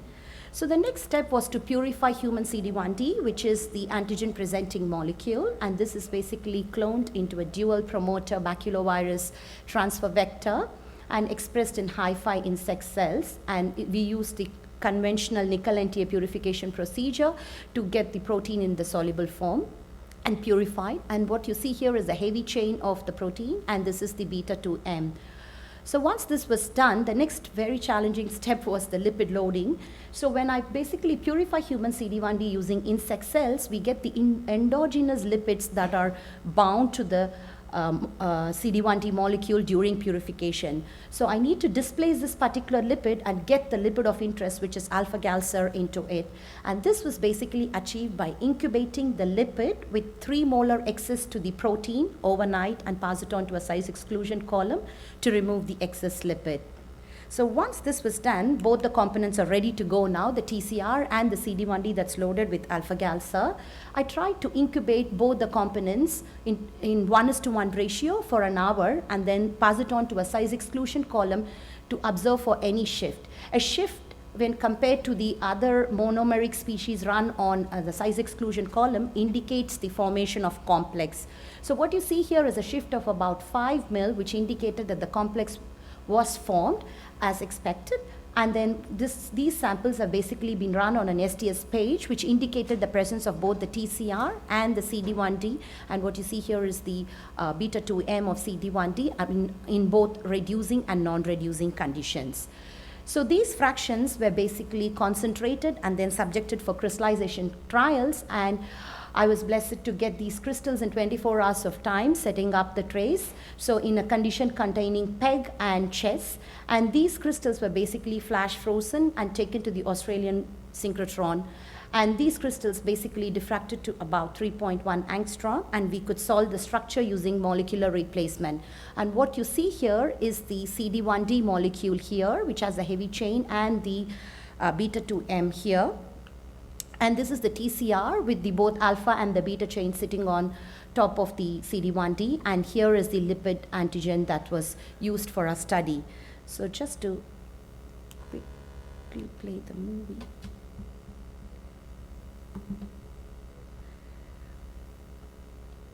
So what you see here is the lipid antigen sitting into the cleft, which is quite hydrophobic. And it's quite interesting to note that this lipid antigen had just one interaction with only one residue of the beta chain of the TCR, which is quite amazing. And this was the first time that was observed there was just one interaction between the lipid antigen and the TCR. So what you see here is the unbiased density for alpha-galser before we could do the refinement process, and this is the refined map for the ligand. 5 minutes. Just to have a comparison of the docking modes of different types of TCRs, the 9B2 basically adopted an orthogonal mode of docking, which is comparable to type 2 and in clear contrast to type 1. So looking at the interactions of the TCR with the ligand that was presented here, as I mentioned earlier, there was only one interaction, and it was quite interesting that the 6-hydroxyl prime of the ligand interacted with the TCR beta chain, which is in contrast to type 1, wherein there were 3 hydrogen bonds formed between the 2nd hydroxyl position, 3rd hydroxyl position, and 4th hydroxyl position to G96, F29, and S30 respectively, and the reaction and the interaction was basically dominated by CDR1 alpha and 3 alpha loop in the case of type 1, whereas here it was only 3 beta loop in the case of 9B2. So moving on with the buried surface area calculation, it's a normal thing to calculate to the buried surface area in order to see the contribution of each loop in the involvement of the complex formation. So as indicated earlier, in the case of 9B2 TCR, the CDR3 beta had the major contribution as you see here, whereas in the case of type 1 TCR, the CDR1 alpha, which is mentioned here in blue, and the CDR3 alpha in green, contributed to the involvement of the complex formation. So the interaction was basically dominated by alpha chain rather to the beta chain. So we also performed the affinity measurements of this 9B2 TCR with CD1D loaded with alpha-gal by using surface plasmon resonance, and we observed that the affinity was about 4 micromolar when compared to 190 nanomolar in the case of type 1. And we also performed site-directed mutagenesis of this particular interacting residue, and we did observe twofold reduction in affinity compared to wild type. So in summary, we identified a new subset of CD1D restricted NKT cells in humans and termed them as atypical NKT cells, and the ternary structure of 9B2 TCR revealed a novel docking mode that is orthogonal in clear contrast to type 1 but comparable with type 2. And it's interesting to note that the 6-hydroxyl prime of the galactose moiety interacted with just one residue, which is Q99 of TCR beta chain, and the SPR studies showed the affinity of 9B2 TCR with CD1D loaded with alpha-galza is 4 micromolar, and there was reduction in affinity which was about twofold in the case of the Q99A mutant. Thus, the diverse TCR repertoire broadens the spectrum of glycolipids that could be recognized, and thus leading to the stimulation of NKT cells. Thank you for your attention, and moving on with the acknowledgements. This is my lab profile, and I really sincerely thank Professor Jamie Rothschild, who has given me this fantastic opportunity to work in this challenging project, and all my colleagues, Jerome, Onisha, Maria, and Srini, for all their support in various experiments, and our collaborators from University of Melbourne, namely Dale Godfrey, Adam, and Dan, for their fantastic work. And I also thank NHMRC and ARC for the funding, and the Australian Synchrotron Facility for the crystallization experiments. Last but not least, I thank Monash University for funding me, giving me the international scholarship to carry out my doctoral studies in the university. Thank you very much.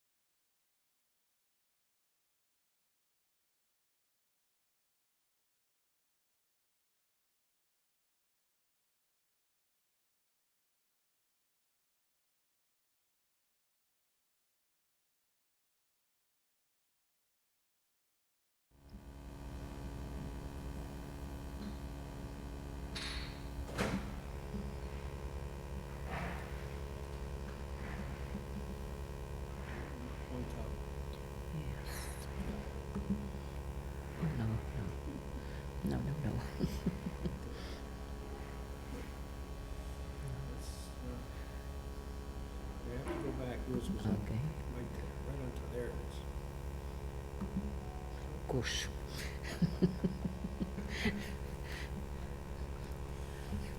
Chris, could you help me?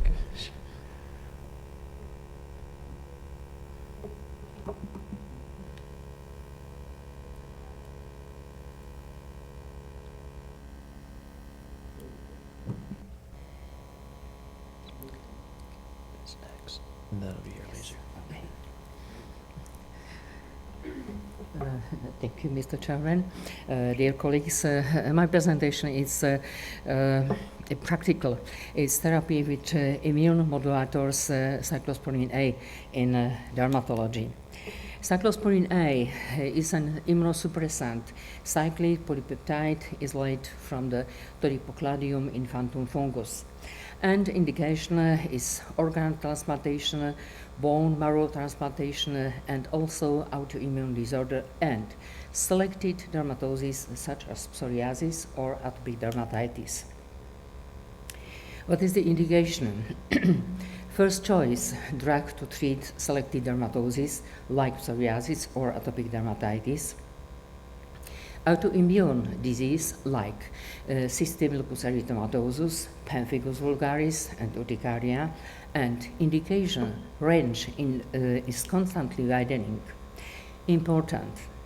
Inform your patient and other physician that cyclosporin must be combined with certain other drug that might either increase or decrease in effect and certain foodstuff. What is dosing and monitoring? Oral cyclosporin is preferred in most indications. Optimum dosing is 2 doses, 1 take in the morning and in the evening, suitable in a patient with dermatosis. For transplanted patients, require routine monitoring of cyclosporin level in blood. In a non-transplanted patient, cyclosporin monitoring is only of limited importance. We observe also laboratory screening and adverse effect. This is for first, creatine level, liver function, and blood pressure must be monitored. Most often reported adverse effects include hypertrichosis, tremor, weakness, disturbed kidney function, loss of appetite, nausea, vomiting, and allergic skin reaction. Considering the potential risk of skin malignancy, it's necessary to warn cyclosporin patients about sun exposure. In dermatology, is a 3-group for therapeutic indication. Group 1 is dermatosis treated with maximum efficacy drug, where cyclosporin A represented an extraordinarily effective first choice drug. It is pyoderma cancrenosum, generalized anabranchial scleroderma, morphea, psoriasis generalizata, acrodermatitis continua suppurativa, and also atopic dermatitis. Group 2 is dermatosis treatable with an alternative systemic drug based on the therapeutic choice, however, with cyclosporin as the best choice. Psoriasis vulgaris gravis, pustulosa, neurodermitis gravis, Bechdel syndrome, or actinic reticulosis and dermatomyositis, and also bullous dermatosis. And group 3, it is other dermatosis. This individual therapy, considering the expected prognosis and potential relapses. Group 3 is still widening and is expected to become the most numerous group in the future, for example, chronic urticaria and vitiligo. In clinical dermatology, cyclosporin therapy must be used in a uniform manner. Criteria must be set to identify those patients who may benefit from cyclosporin therapy. And cyclosporin therapy must be tailor-made to the patient to fit their current condition. What is therapeutic scheme? It's rapidly decrease high initial dose. You know also low dose cyclosporin is slower onset on action and prolonged optimum dosing, and maintains weekend therapy. In literature, there are cases described on the patient with variable dermatosis using maintenance dose cyclosporin A for months or even years. Continuous and intermittent therapy is for cyclosporin consensus 2003 and general consensus about the risk of rapid discontinuation of high cyclosporin doses, which may lead to severe complications. Usage cyclosporin is at 12-hour intervals. 1 hour prior to administration, grapefruit juice should be avoided. And this is intermittent therapy scheme, is initial therapy and also next therapy. In 18 years, we treated more than 660 patients with initial dose 3 or 5 milligram per kilogram in form of continuous and intermittent therapy with dose decrease according to condition. And at the end, we switch to weekend therapy, and with maximum dosing period is 3 years. 6 patients had increased blood pressure, and 60 patients discontinued the therapy due to intolerance. And for example, this is clinical effect patient 1, this is before therapy, and this is effect after 40 months of therapy with 8 years in remission. And this is also local finding before and after therapy in young women. In the same women, it's local finding after 8 months of therapy, 1 year of weekend therapy, and with 6 years in remission. And this is also local finding before and after 6 months therapy, and with 3 years in remission. And the men, local finding before and after 7 months of therapy, with 5 years in remission. In atopic dermatitis, in 80 years, we treated more than 418 patients with initial dose also 3 or 5 or 4 milligrams per kilogram, informed to continuous therapy and the dose decrease according to condition. At the end, we switch to weekend therapy. With the maximum dosing period is 2 years, and the patient has increased blood pressure, and 19 patients discontinued the therapy due to intolerance. And this is, for example, young women with atopic dermatitis after 6 months. And this is atopic dermatitis after 8 months. And we know a lot of information of urticaria in literature. This is the literature, blind placebo control study, or more loss of patients with allergy and etc. This is a typical autologous serum test for patients with urticaria. And what is the own experience with the therapy of urticaria?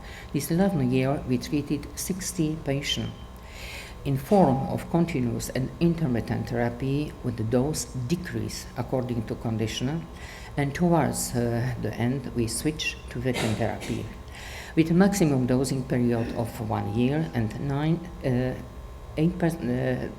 patients conclude the therapy and have been without manifestation of 4 to 9 years. 3 patients discontinued due to adverse events, and 2 patients discontinued after 3 months due to non-probable effect. The data stated in literature was not proven in the monitoring group. Antihistamine drug is where necessary, and patients with chronic urticaria effect were better after biologic therapy. And also we know information about therapy subcutaneous lupus erythematosus, and also with pemphigus vulgaris. For pemphigus, there are only limited cohorts and cases. We have experience with a significantly efficient combined therapy in 8 patients and important, especially in combination with corticoids, which is more comfortable for the patient. This, for example, young women. And first information has for 1997 for my colleague Urbanček and Voltage and Australian Journal of Dermatology. We know also different cases for therapy, cyclosporin A, for example, sarcoidosis, alopecia areata, and severe lichen planus. Pyoderma gangrenosum. In this case, cyclosporin is used usually in combination with corticoids in corticoids-resistant or contraindicated case. Corticoids spare the patient and are suitable in idiopathic form. We should try to use short-term regimens, risk in chronic inflammatory bowel disease after long-term therapy. Our experience, this is a male patient, age 49 years, without associated disease and therapy, cyclosporin corticoids with complete healing in 7 months. And here is a patient after cyclosporin therapy. Allergic vasculitis. This is very important. Scars after healed minor ulceration have a typical shape. If you recognize it, you may determine the proper diagnosis. This is condition patient before cyclosporin therapy. And this is condition after 14 days of cyclosporin and prednisone therapy. This is during the prednisone and cyclosporin, skip prednisone, month 12. And total healing after 14 months of cyclosporin therapy. Dermatomyositis. There is only little data in literature. A histological examination verified dermatomyositis and Raynaud's phenomenon in all male patients aged 28 years. After unsuccessful therapy with platinum, methotrexate, prednisone, and Imuran, we start continuous cyclosporin therapy with the initial dose of 4 milligrams per kilogram. We conclude the treatment course with 6 months of weekend therapy. This is first examination of the patient, this typical Raynaud syndrome, as after 40 months, our patient has been without any problems for 4 years. It's smiling. And conclusion. Cyclosporin therapy is first to third line require erudition and experience.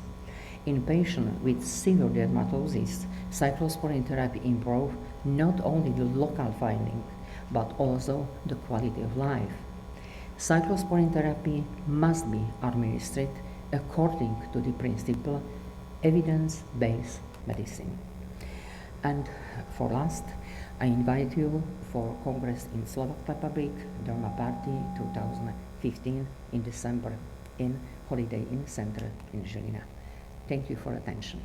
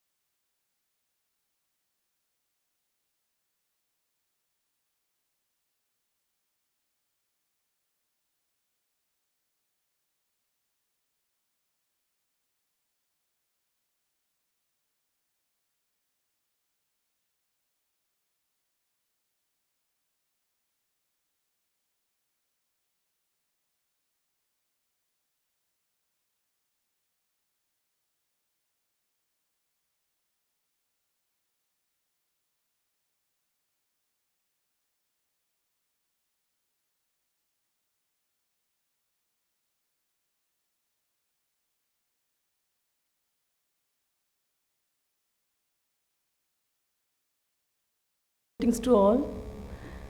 Thank you for the organizers for giving me a chance to present my investigation.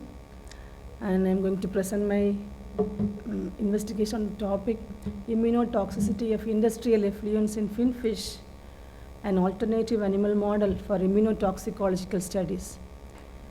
From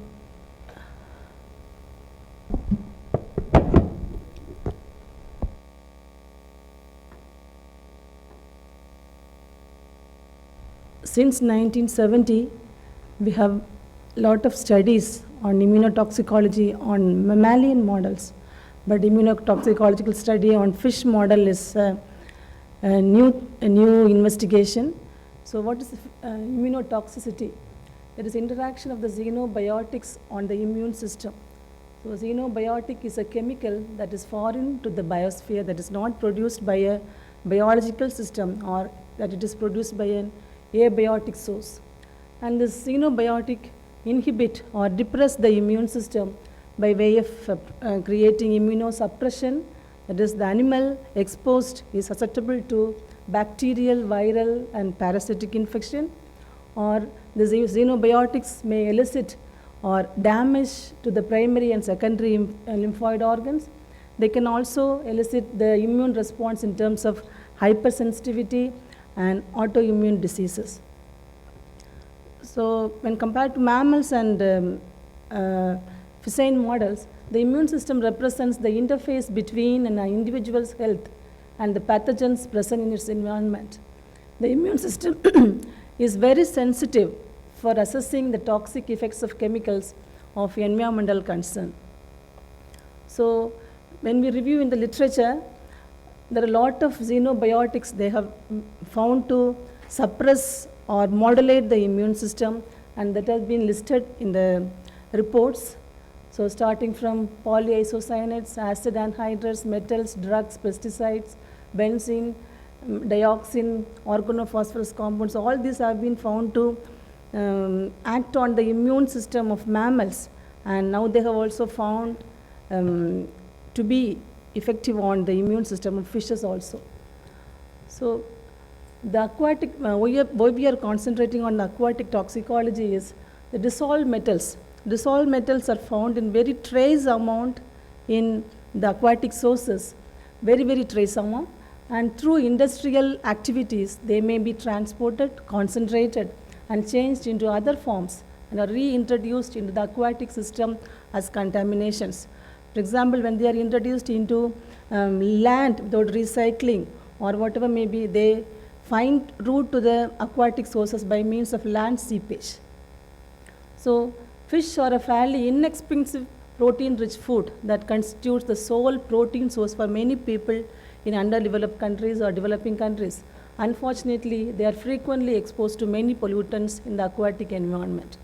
Fish and their immune system may also represent an important scientific tool in the monitoring of environmental quality, particularly immunotoxic environmental pollution. So before going into the studies as such, let me introduce you the fish immune system. Fish are the first group of vertebrate animals with both innate and adaptive immune responses. The immune system of fishes can be subdivided into three important categories which differ in speed and specificity of response. The first lines of defense is the external barriers like the epithelial, skin, gills, and alimentary canal. And second defense system is the innate immune system, which enables a rapid response to invading pathogens. The third line of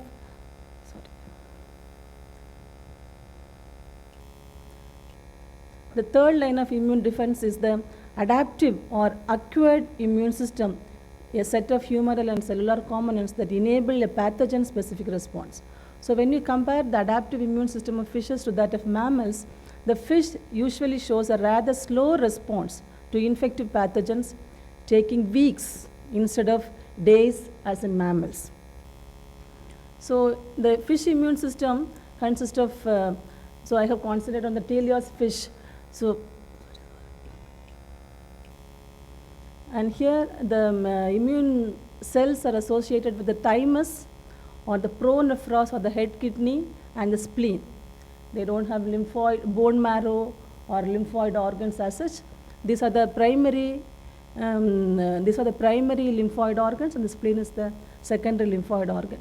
And as like the mammals, the fishes also have the humoral immune cells like antibodies, complement, lysozyme, all these C-reactive proteins, transferrin, antiproteases, proteases, cytokines, eicosanoids, etc.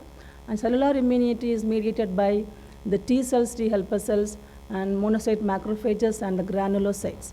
So all these studies have been undertaken and have been also reported in literature regarding the immunotoxicological studies of the teleost fishes. So the immune tissues are quite different since fish lack the bone marrow and the lymphatic nodules. As I have said earlier, the pronephros is the main lymphohematopoietic tissue, thymus for the T cell development, spleen is secondary lymphoid tissue. And the non-specific immune parameters are useful to determine the health status of fish and evaluate the immunomodulatory substances for fish farming as markers for pollution and disease resistance. The humoral immune response is the compilation of proteins and glycoproteins. The complement system is in plasma and mucus, so shows classical, alternative, and lectin pathways as in mammals.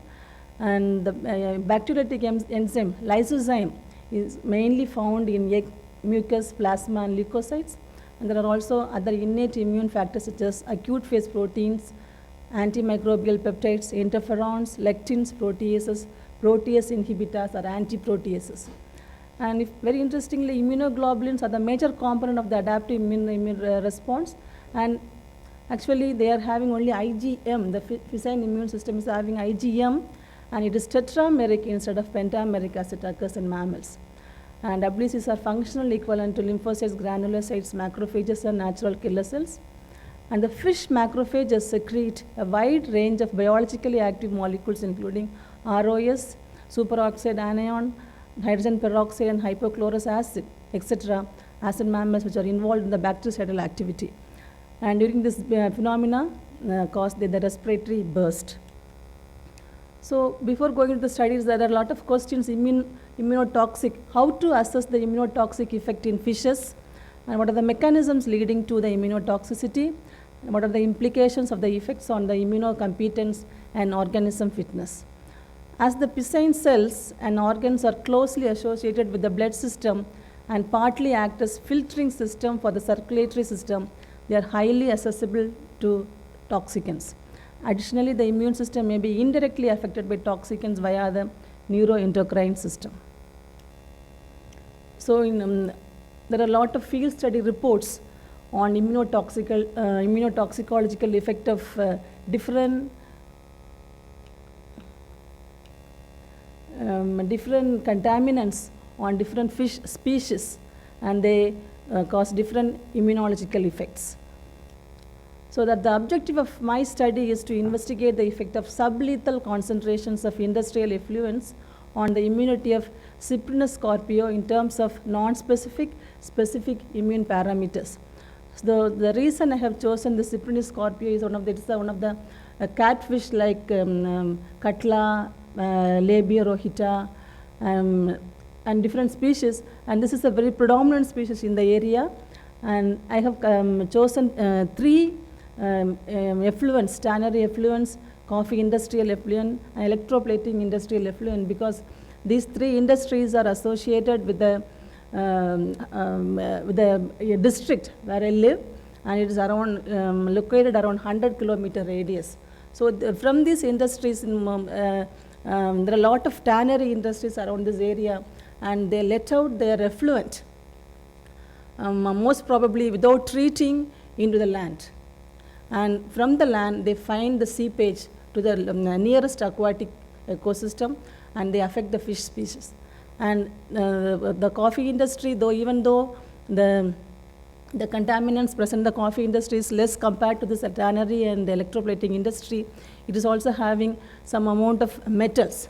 So these industrial effluents have been collected from the particular industry without the permission, and it was taken to transported to the laboratory in huge containers, and it was filtered for removing the unwanted debris, and it was mixed with the water for making suitable concentration. So before starting the experiment, the fishes were acclimatized to the laboratory condition, and the 96R LC50 value was assayed by means of static bioassay, followed by the Brobit analysis. And for the ternary effluent, ternary effluent, the LC50 value was found to be 4.5% of the ternary effluent. And for the experimental studies, I fixed these 3 concentrations. For the coffee mill effluent, the LC50 value, 96R LC50 value was 3% of the effluent, and these are the concentration. For the 96R LC50 value of electroplating industrial effluent was 0.128%, and these are the 3 concentrations. So for the study, I have chosen 2 sets of fishes with 4 groups each. So the set 1 was used for assaying the non-specific immune parameters, and they were exposed to test concentrations for the specified days. And set 2 for assaying the specific immunity and exposed to test concentration for the specified periods like 24 or 21 days. And after that, they were immunized intraperitoneally with heat-killed Aeromonas hydrophila, which is a predominant fish pathogen. So the first assay what I have done was serum lysozyme activity. I have concentrated only on the serum parameters I am presenting here, even though I have done the cellular parameters and also the disease resistance capacity of the fishes when the fishes were challenged with live virulent pathogens. So first assay was the serum lysozyme activity. As this serum lysozyme cleaves the beta 1,4 linkage of the N-acetylmuramic acid of the bacteria, and the serum lysozyme level was measured by a turbidimetric assay, where the Micrococcus lysodyticus was used as a substrate. So the results of the study shows that the industrial effluent, whether it is a tannery or from the coffee mill or electroplating industry, all the concentrations reduced the serum lysozyme activity, but even though it was not so significant. In some other literature, I have found this zero lysozyme activity was increased in some other fish, species. In case of on day 26 of post-treatment, it was significantly reduced by the highest concentration of the coffee mill effluent, and coming to the electroplating industrial effluent, it was highly reduced, significantly reduced by the highest dose of the electroplating industrial effluent. The next assay was the serum myeloperoxidase activity. This myeloperoxidase catalyzes the oxidation of halide ions by hydrogen peroxide to form hypohalides, chloramines, and singlet oxygen, which are very detrimental to the pathogens. So this is the protocol for the myeloperoxidase assay, and these results also clearly indicate. So it shows very significant results in the case of serum myeloperoxidase activity. The highest dose very significantly reduced, high impact on the fish health, and so very much reduced the non-immune parameter studied like serum myeloperoxidase. They also highly suppress the immune response. So the fishes are very vulnerable to the pathogenic exposure. And next is serum antiprotease. So the inhibition of the trypsin is one way to measure the antiprotease activity. So the fishes, they have an antiprotease enzyme to break down the protease enzymes of the pathogens. So this serum antiprotease was assayed by this protocol. And here also, in case of this ternary effluent and coffee mill effluent, there was a reduction in the activity, serum antiprotease activity, but there was no significant result. But in the case of electroplating industrial effluent, and compared to the control, all the concentrations, all the doses, irrespective of the days, they inhibited the antiprotease activity. 5 minutes. Okay. So next, the fishes were exposed to bacteria, heat-killed bacteria, Aeromonas hydrophila, and this is the protocol. So In the specific immune response also, they showed a suppressed activity of the specific immune response because they were very vulnerable to the cyprinus heat-killed Aeromonas hydrophila. So you can see the highest concentration very much reduced the specific immune response. So the implications of the result is that assessment of the hazard of immunotoxic chemicals not only focus on the relationship between the chemical exposure and the immune system, but it needs to take into consideration the complex functional properties and the ecological context of the immune system. The results of this study would emphasize the importance of the integration of the immunological assays into environmental monitoring with reference to industrial effluents. The immunotoxicity of industrial effluents may influence the ability of fish to defend against infectious diseases. Thank you.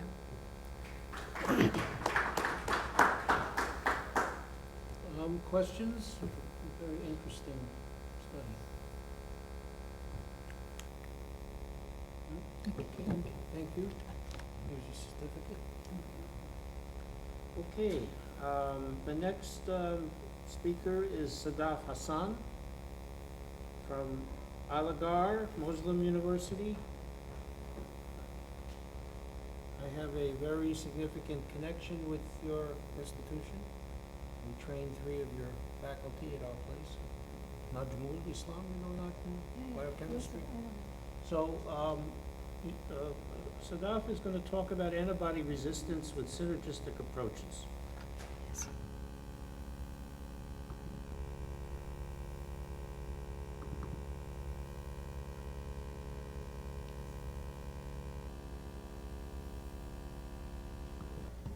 So before I begin, I would like to thank the organizer for having me here.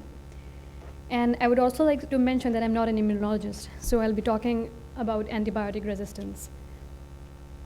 So antibiotic resistance is when an antibiotic has lost its ability to effectively control or kill the bacterial growth. As we can see in the sensitive bacteria, the antibiotic is able to damage its cell wall and bring about the lysis of the bacteria. But once it has acquired resistance, the same antibiotic is not able to damage the cell wall of the bacteria, and hence the bacteria can thrive and multiply even in the presence of therapeutic level of the antibiotics.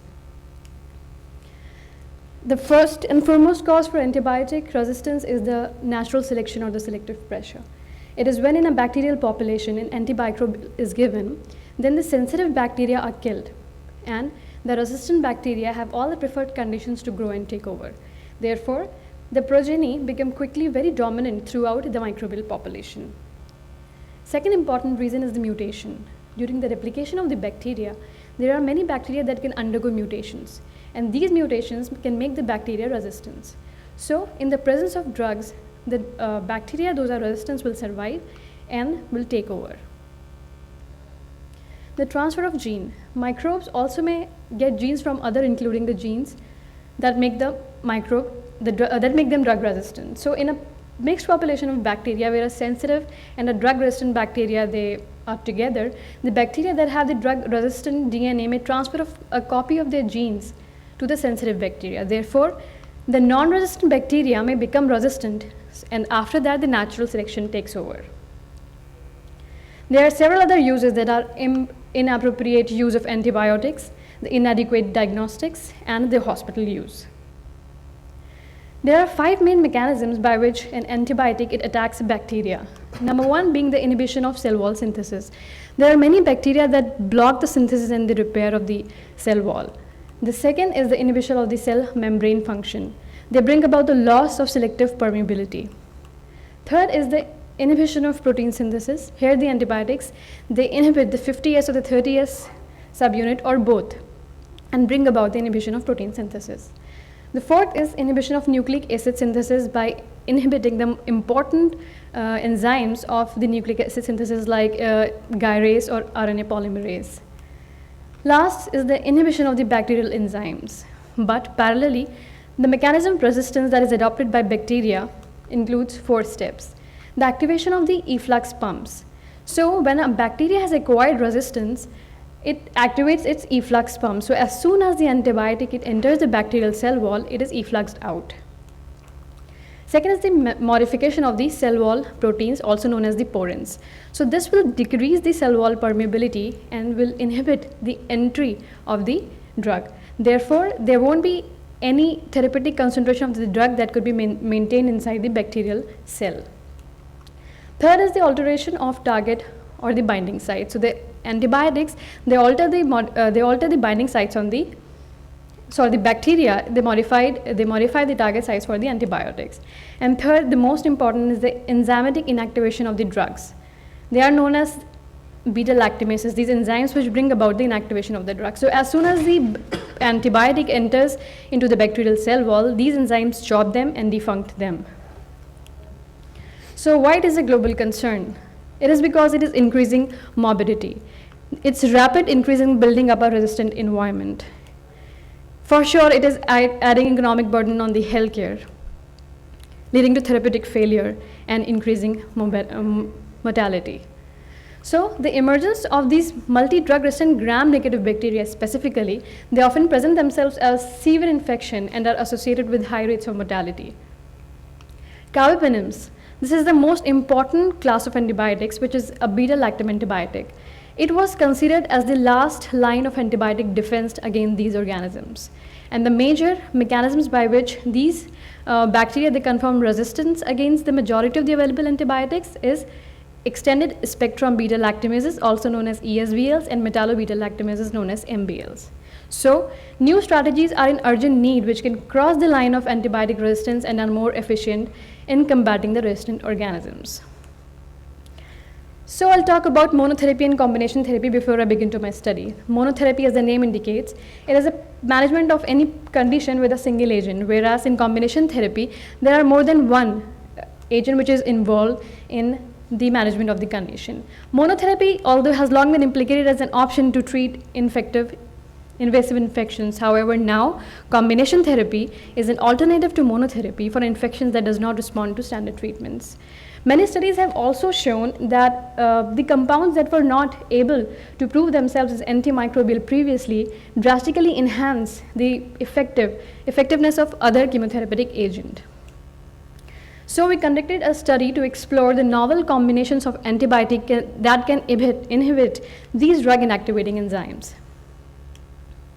So the samples that we have are collected from nosocomial and community acquired infections. We collected many samples, but we are using only 12 strains in this study. They have been previously characterized by PCR amplification, molecular typing, and gene sequencing, but then we again recheck them for ESBL and MBL production.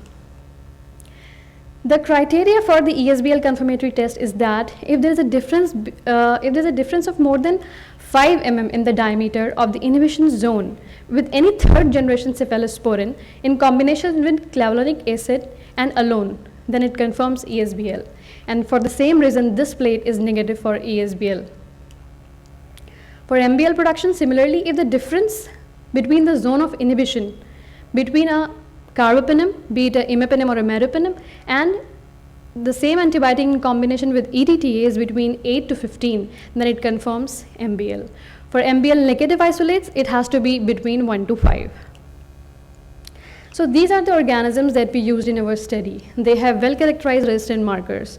All these are plasmid encoded genes which code for beta-lactamases, and we can see that all these genes, be it CTXM, SHP, TEM, they all code for ESBLs except these two, NDM1. These are present in KP12 and EC15 strains, and they code for metallo-beta-lactamases. Before I begin, I would like to discuss a little more about NDM1. NDM1 is known as the New Delhi beta-lactamase.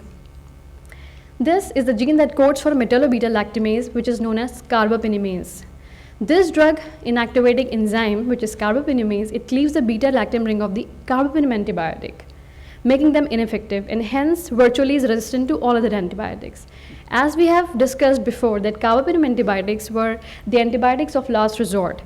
They were considered as extremely powerful antibiotics and used to fight highly resistant bacteria where other antibiotics have failed.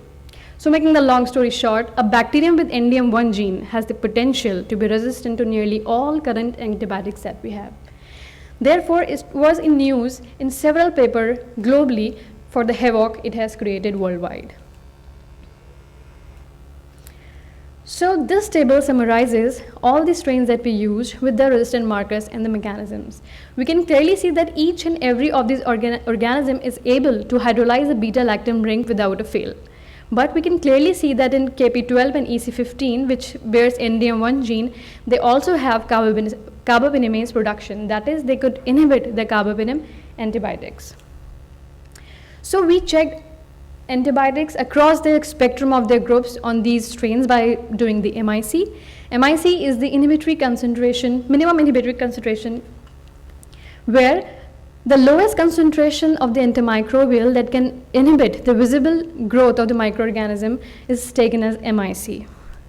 So this was the table that we found, and we can clearly see that across the group of the antibiotics from aminoglycosides to carbapenems, be it beta-lactams or cephalosporins, each and every antibiotic is resistant to each of these strains. So it was this time when we conceived the idea of combination therapy and we proceeded for synergy testing. Synergy testing adopts two methods. One is checkerboard assay. Here we calculate the fractional inhibitory concentration index, which is calculated by these formula. And by definition, if this FICI value is less than 0.5, then that combination corresponds to synergy, which is our interest. Rest, if FICI is more than 0.5 and less than 4, it means there is no interaction between the two antibiotics. And if it is greater than 4, then it means antagonism. Second is the time kill assay. In time kill assay, we use different combinations of the antibiotics used in double combination. For example, twice the MIC concentration of both, 1/4 MIC concentration of the both, twice of the first and 1/4 of the second, and vice versa. And then from each of these concentration, we take the samples of around 500 microliter at different time and we plate it. We incubate it for 24 hours. And the synergy is obtained when there is more than 100-fold reduction in the colony count by the combination as compared to the single active agent, or if the same reduction is obtained as compared to the initial inoculum. The indifference is the less than 10-fold or less reduction, whereas the antagonism is more than 100-fold increment in the colony count. So this was the table that we found and summarized our results. It shows the potential synergistic combination determined by the two assays that I discussed. And there are three main observations. Number one, cefoxitin is an active partner in all these combinations. Second, cefoxitin paired up with streptomycin, which is an aminoglycoside, for all those strains which are ESBL positive. Whereas the NDM strains that are KP12 and EC12 have a different combination for both of them, which is cefoxitin and cefotaxime. We can clearly see that in checkerboard, each and every of these value is less than 0.5. The FIC value is less than 0.5 or equal to 0.5, which means that all these combinations, they are synergistic for these organisms. Similarly, in case of time kill assay, we can see that for this particular combination, synergy is obtained for all these organisms. So, we can vouch for the fact that the cefoxitin, because it is an active partner, by the literature shows that it has refractory action against the hydrolytic activity of active site of beta-lactamases. It is a poor substrate for TEM, which is from the ESBL, which does not allow formation of an effective enzyme substrate complex. It is also known to induce conformational changes in the structure of the enzyme leading to its proteolytic digestion. And last but not the least, the catalytic activity of NDM is lowest for cefoxitin as compared to cefotaxime, meropenem, or imipenem for that matter. So the mechanism which can be conjectured or hypothesized for this combination of cefoxitin and cefotaxime is that because it bears an action of blocking the active site of the enzyme, it brings about the conformational changes and brings about the enzyme deactivation. Once the enzyme has been deactivated, the second antibiotic present with the combination can come into play. Now this will not be hydrolyzed, and then now because of its primary mechanism of action, it can interfere with the peptidoglycan synthesis and can destroy the bacteria. Similarly, for this combination, now cefoxitin by its primary mechanism of action will disrupt the peptidoglycan layer. Once the layer is disrupted, it will allow the entry of the aminoglycoside, that is the streptomycin. Now this streptomycin will be in therapeutic condition inside the bacteria and can inhibit the protein synthesis and brings about the cell death. So in summary, combination therapy has proved to be a substitute for monotherapy for infections that fail to respond to standard treatments. This approach involves a mechanism of synergy to combat these infections.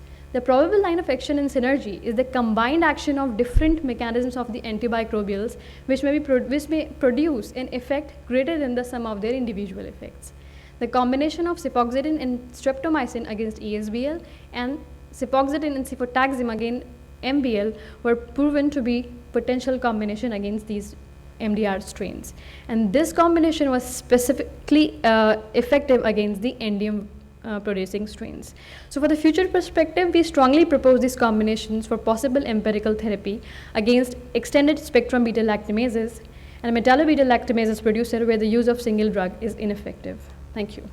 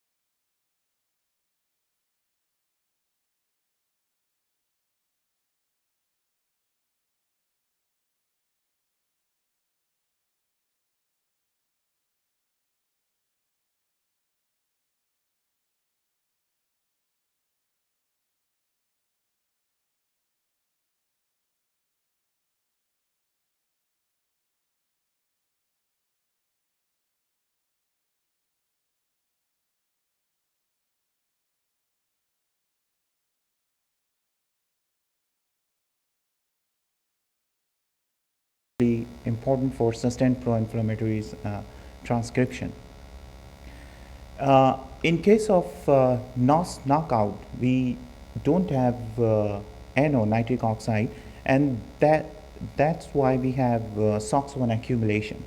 In that case, SOX1 binds to P65 and leads to its degradation, and then we don't have any inflammatory response. SOX1 is part of E3 ubiquitin ligase, having multiple target molecules where it binds and leads to target protein ubiquitination and proteolysis degradation. So one of that is P65. So with the result part, NOS1 deficiency protects against model of septic injury. Here we use two different models, LPS model and cecal ligation puncture, which is polymicrobial model. In LPS model, here we can see the person's survival in wild type and NOS1 knockout. There is a significant wild types are susceptible to LPS injection as compared to NOS1 knockouts. In NOS2 and NOS3 knockout, there is significant decrease in person survival. So it's in LPS model, and similarly in CLP, cecal ligation puncture model, we have increased survival in NOS1 knockouts. Further, we took out lung tissues and we did HE staining, and these staining clearly indicates that wild type and NOS3 knockouts, there is loss of alveolar architecture, increased inflammatory cells, and it's completely watery lung.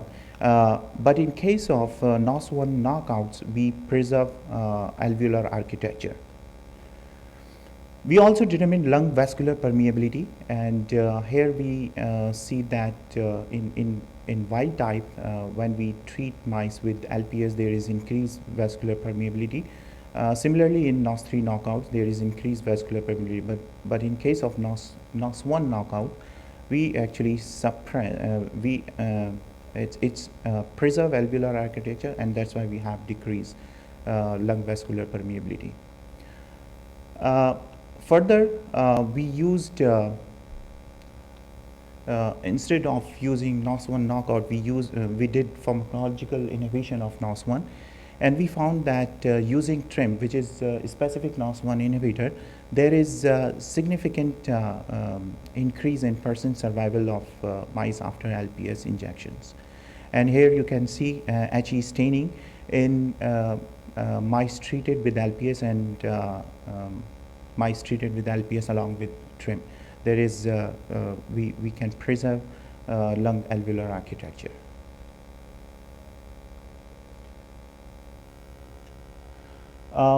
This slide shows pro-inflammatory cytokines response to LPS are diminished in NOS1 knockout animals and cultured macrophages.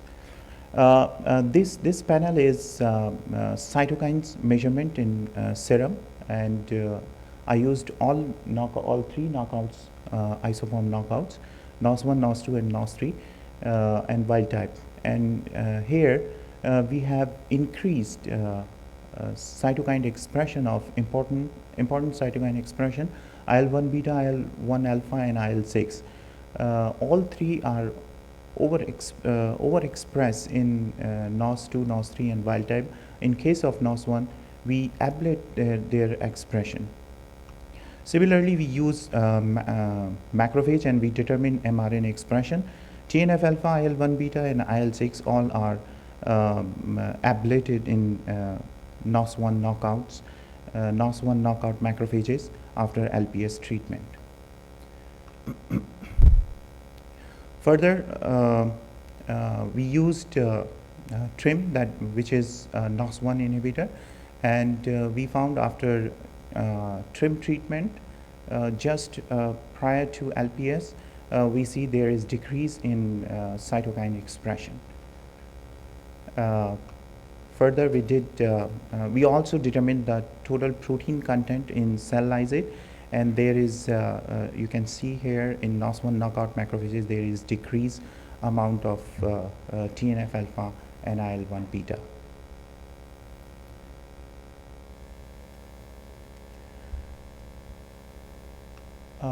Further, we determined that NOS1 is required for NF-kappa B transcriptional activation, but not upstream signaling.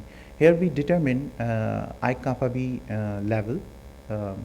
So in figure A, you see here I-kappa B after LPS treatment, there is sharp degradation of I-kappa B, and then after 2 hours, there is recovery of I-kappa B. But in NOS1 knockouts, we have degradation of I-kappa B at the same time, but we don't have recovery even after 2 hours. This indicates that because I-kappa B expression is dependent on active NF-kappa B, So because we don't have active NF-kappa B here, so we don't have I-kappa B recovery. Here I quantified these blots, and it's clearly indicate there less recovery in NOS1 knockouts. Further, we also determined macrophage P65 NF-kappa B DNA binding capacity, and it indicates that in wild types we have increased DNA binding capacity of NF-kappa B as compared to NOS1 knockouts. Further, we determined NF-kappa B activity in raw cells. These are stably transfected cells expressing NF-kappa B driven luciferase gene. So if you have NF-kappa B activity, then if you have NF-kappa B activity, then you see the increase of luciferase more luciferase activity in active NF-kappa B.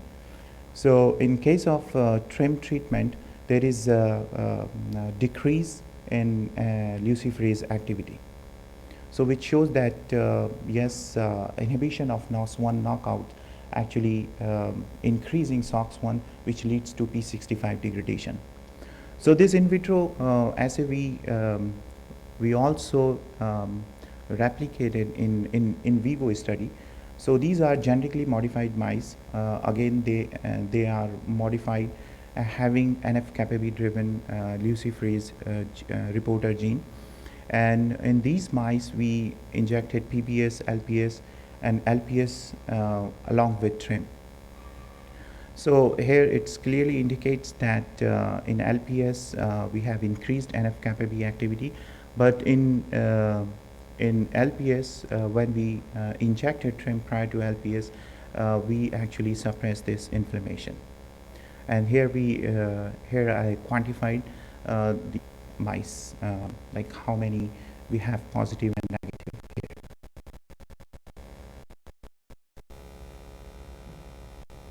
This slide shows total P65 level in bone marrow macrophages exposed to LPS. In this plot, I stimulated macrophages with LPS up to 90 minutes. And here it clearly shows that there is, in wild type macrophages, we have no difference in total P65 level. But in case of NOS1 knockout, we have a decreased amount of P65. When I added MG132 proteasomal inhibitor, then we actually rescue P65 degradation. NOS3 behave exactly wild type. There is no difference in P65.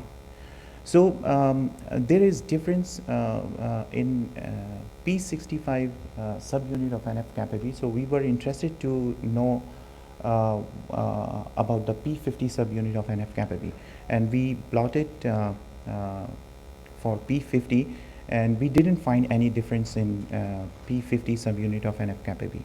Further, we separated cytoplasmic and nuclear fractions in macrophages before and after LPS stimulation. And these plots shows there is no difference in total P65 level in both cases, but there is a sharp difference in NOS1 knockout and wild type in nuclear fraction. P65 of NOS1 knockout, wild type in nuclear fraction, which indicates it's actually not the cytoplasmic P65, it's nuclear P65, active P65 gets degraded. And it's true because SOX1 having a nuclear localization signal, after activation of P65, it goes inside to nucleus and bind to DNA bound P65. And that's why we have just this decreased amount of nuclear P65 in NOS1 knockout.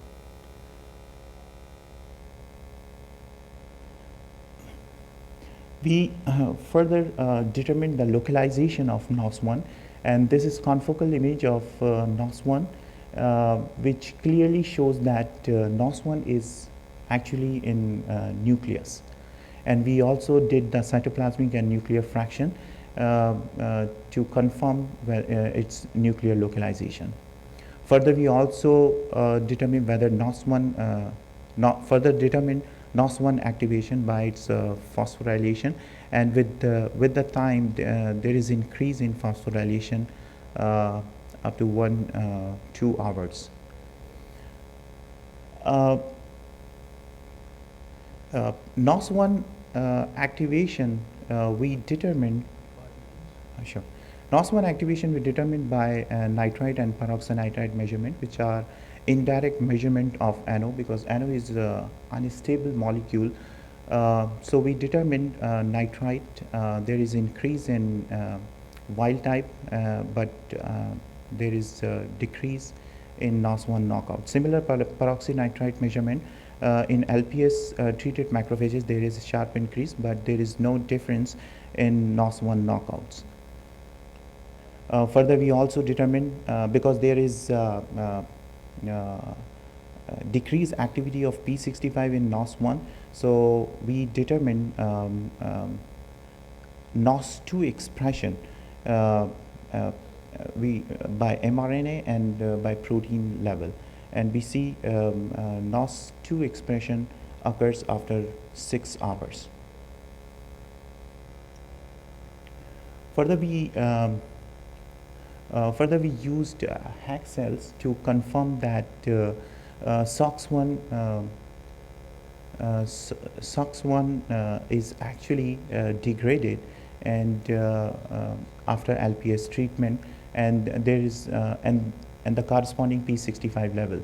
So in wild type, there is no change after LPS stimulation, but there is decrease in SOX1 level.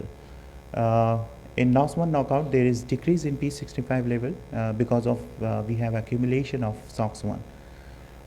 In NOS2 and NOS3, it's almost same like wild type. No effect of LPS stimulation. Further, we did biotin switch assay to determine the nitrosated SOX1, and it clearly shows that there is significant increase in nitrosation in wild type SOX1. We also did confocal analysis after untreated and LPS treated macrophages. We clearly see that in NOS1 knockout there is decrease in P65 and increase in SOX1. Further, we determined what site actually nitrosated in SOX1. So we did GSNO docking with this SOX1 box, and we found that GSNO comes very close in close proximity with cysteine 147 and 179.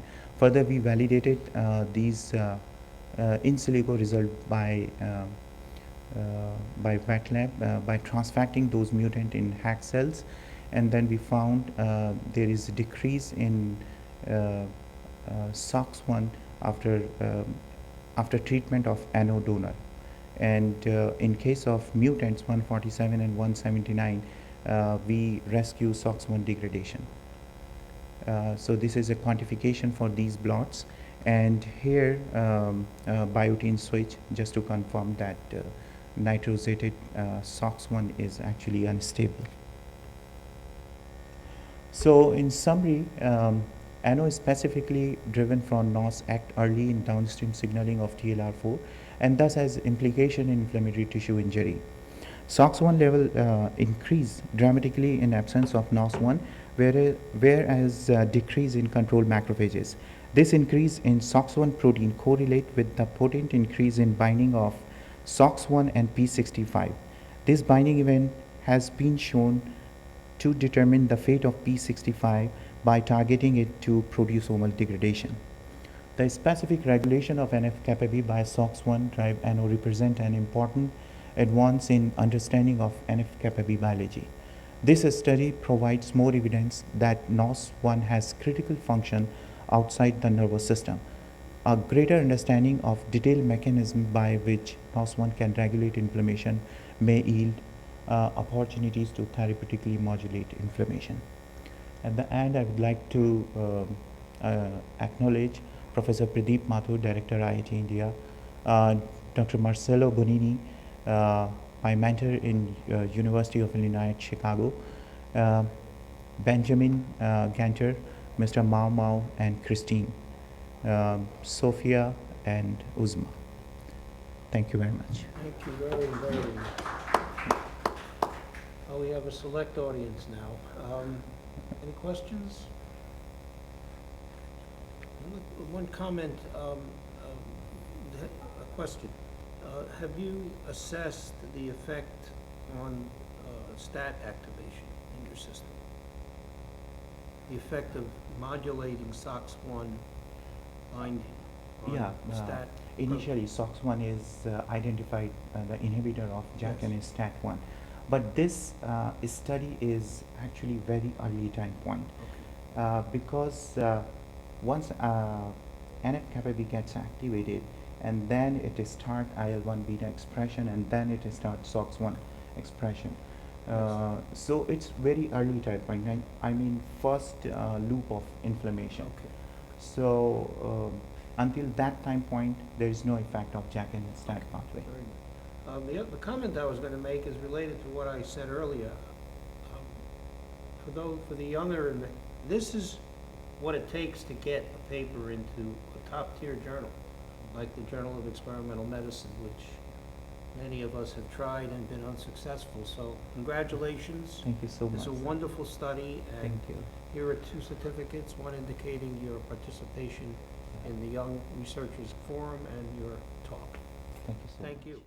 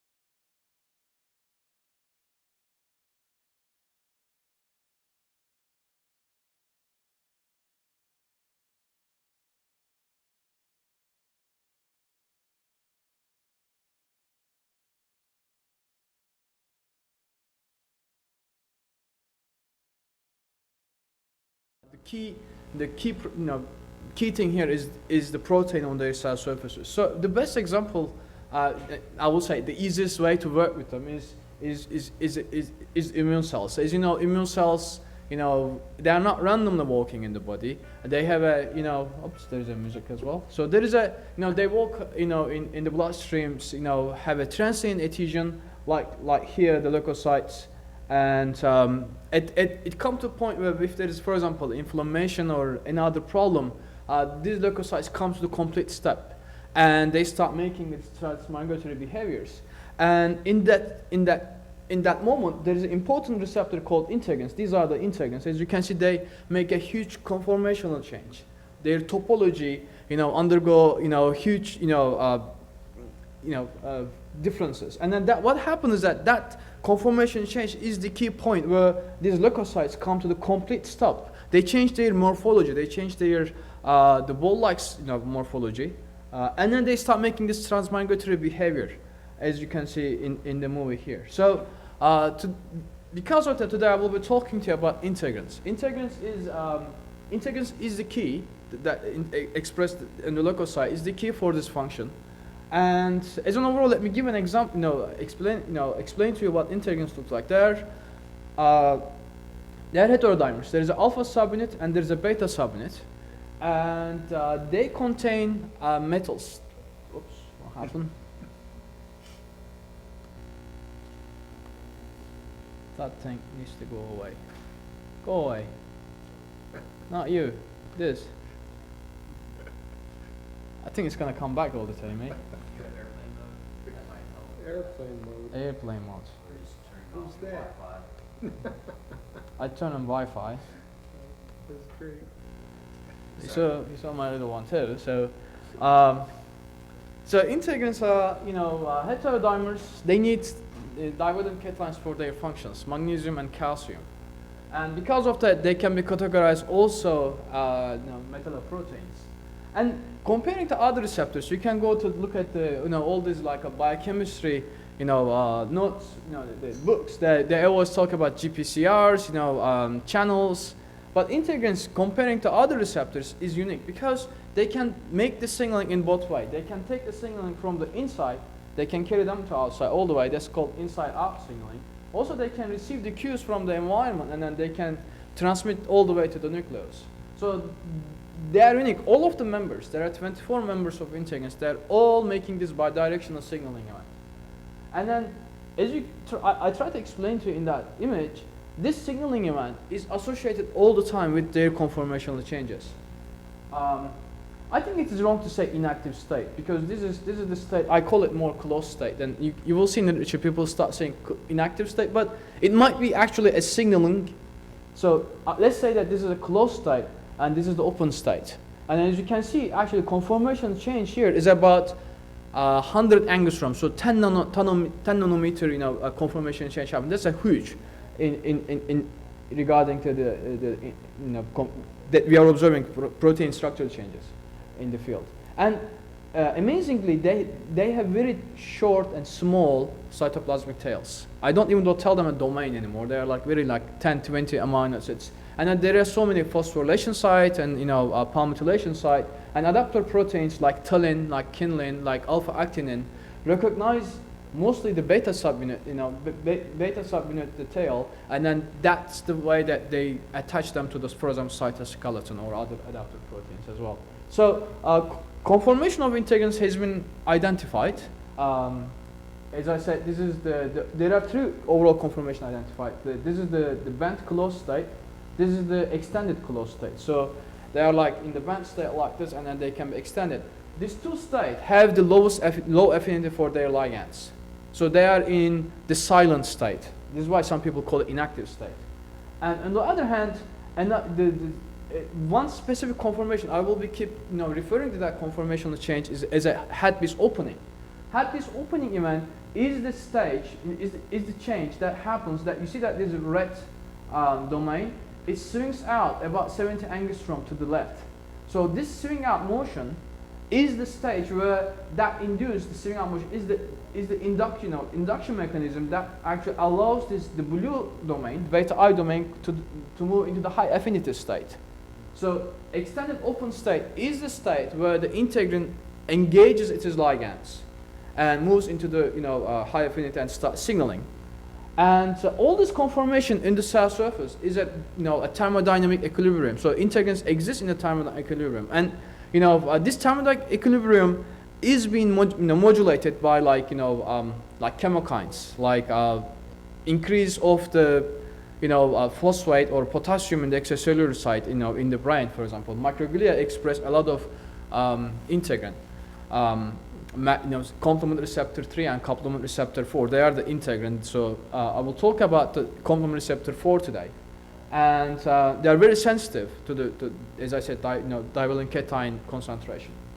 And just giving you a movie, just try to more explain. So this is the a silent state integrin in the close, and then in the equilibrium, thermodynamic equilibrium, their legs can get separated. It's just like a human, and that leg separation reduce the energy that requires integrins to extend, but still in the inactive state or in low affinity state. That motion that you are seeing, that green motion, the green domain swinging out, that is the stage where it moves into the high affinity state. And then we categorize integrins into two different categories. Now, two subtypes, type 1 and type 2. The type 1 ligand binds to this light blue domain, which is this one. But in type 2, there is a little bit modification to the structure because there is extra domain. It is inserted to the alpha subunit. That's a dark blue domain. And this dark blue domain is the domain that binds to the external ligand. I'm talking about this is the in extracellular site, and here is the intracellular site. So external ligand in type 1 binds to this blue domain, light blue domain. In type 2, it binds to the dark blue domain in the alpha subunit. And then if you look at it, the type 1 integrins is found throughout all the animals, from sponges all the way to the vertebrates. But type 2 integrins that has an extra domain in the alpha subunit and engaging the ligand from the alpha subunit is only found in the vertebrates. They are not found in the other places. So the leukocyte rolling is a multi-step process. There is a transient adhesion time, and then chemokine or something comes and activates these leukocytes. They change their morphology. They come to this complete stop, and then after that they start making this transmigratory behavior. And the leukocyte integrin that I'm going to talk to you about is the key role modulators at this stage where they go from transient adhesion to the firm adhesion. And when this is happening, that's very important actually in physiology, because if you, so this is as I said, this is a heterodimeric protein, this alpha sub and beta subunit. In the case of lack of beta 2 subunit, that causes a pathology called leukocyte adhesion deficiency 1. So these patients generally die from the recurrent bacterial infections. So it's very important. So that those beta things, in the pathology of some other also autoimmune diseases. And then actually recently it's coming, people is coming up saying that you can use this beta 2 integrins for the immunotherapies. So in my earlier work, like in 2010, what I have shown that the extra domain in type 2. So I'm going to start talking right now about the type 2 integrins that binds to the ligand from the alpha subunit. In earlier work, I showed that this extra domain, is conformation changes extra domain modulates the external ligand binding, and I also show that this extra domain binding modulates the leukocyte morphology and leukocyte migratory behavior. I'm not going to get into detail today. What I'm going to show you today is that how the signaling is carried from this external ligand to the beta subunit. So if you think about it, in the type 1, you don't have this ligand binds to this light blue domain. In the type 2, ligand binds here. But the signaling on the beta 2 integrin has been shown to be transmitted on the body of beta subunit. So there has to be crosstalk mechanism between alpha subunit and beta subunit. And that was the initial hypothesis that has been there for 20 years. And I think integrin, type 2 integrins is not only in the, can be found more than multiple conformation on the cell surface. And before I actually start, the project, I try to make a, kind of, a model to myself, and I think there might be band state, and then there might be extended open state with a high affinity, and then I'm pretty sure that, and this is what I was thinking, there might be multiple intermediate states between these two states. But the point is that working with the type 2 integrins is quite challenging. Everybody thinks that GPCR is very challenging, but I think integrins are another challenging field. And the reason is that we cannot express them in the membrane, in order to study the protein chemistry and biophysics of these proteins. We cannot express them in the bacteria or even the yeast. Even though insect cell expression is quite low for those ones. Specifically talking for the leukocyte integrin lineage proteins. And even though we use mammalian cell line, their expression is quite limited. And those proteins, if you are a crystallographer or structure biologist, you want to have your proteins to be in a stable shape, like a little bit having a less heterogeneity. So they have a very increased surface entropy, such as glycosylation. They have so many sugars, and then those sugars all the time is not uniformly glycosylated. One molecule differs from another molecule. And then, as I said, there are so many conformational changes happening for that protein. And I mentioned to you their conformation, their structures is dependent on the pH, onto the metal. Just want to give you one example. This is the best behaving leukocyte integrin, alpha X beta 2, maybe you might know is a complement receptor 4. So it expressed in the myeloid lineage. And as you can see, I was able to characterize their conformation. So this is an electron microscopy image. I'd like to explain to you how the electron microscopy works. So you purify your protein, you put onto the grid, and the carbon grid, and you take a picture of it. And now from that picture, you go there in the computer, you pick about 10,000 each molecule, and then you start classifying them into only 50 classes. So every image that you are seeing is not a single class, it's not a single image. It's an image, stack of images, all together. This is like 500 image all together compressed. So you will be able to actually see very clearly that this integrin, that image shows that conformation. And then you can see how many structures in that. So this is the band state. This is the extended closed state because it does not have this sieving out motion. So these two states probably in the low affinity. And here is the open state because you can see between alpha and beta subunit there is an opening. There's hybrid sieving out or the sieving out of the things.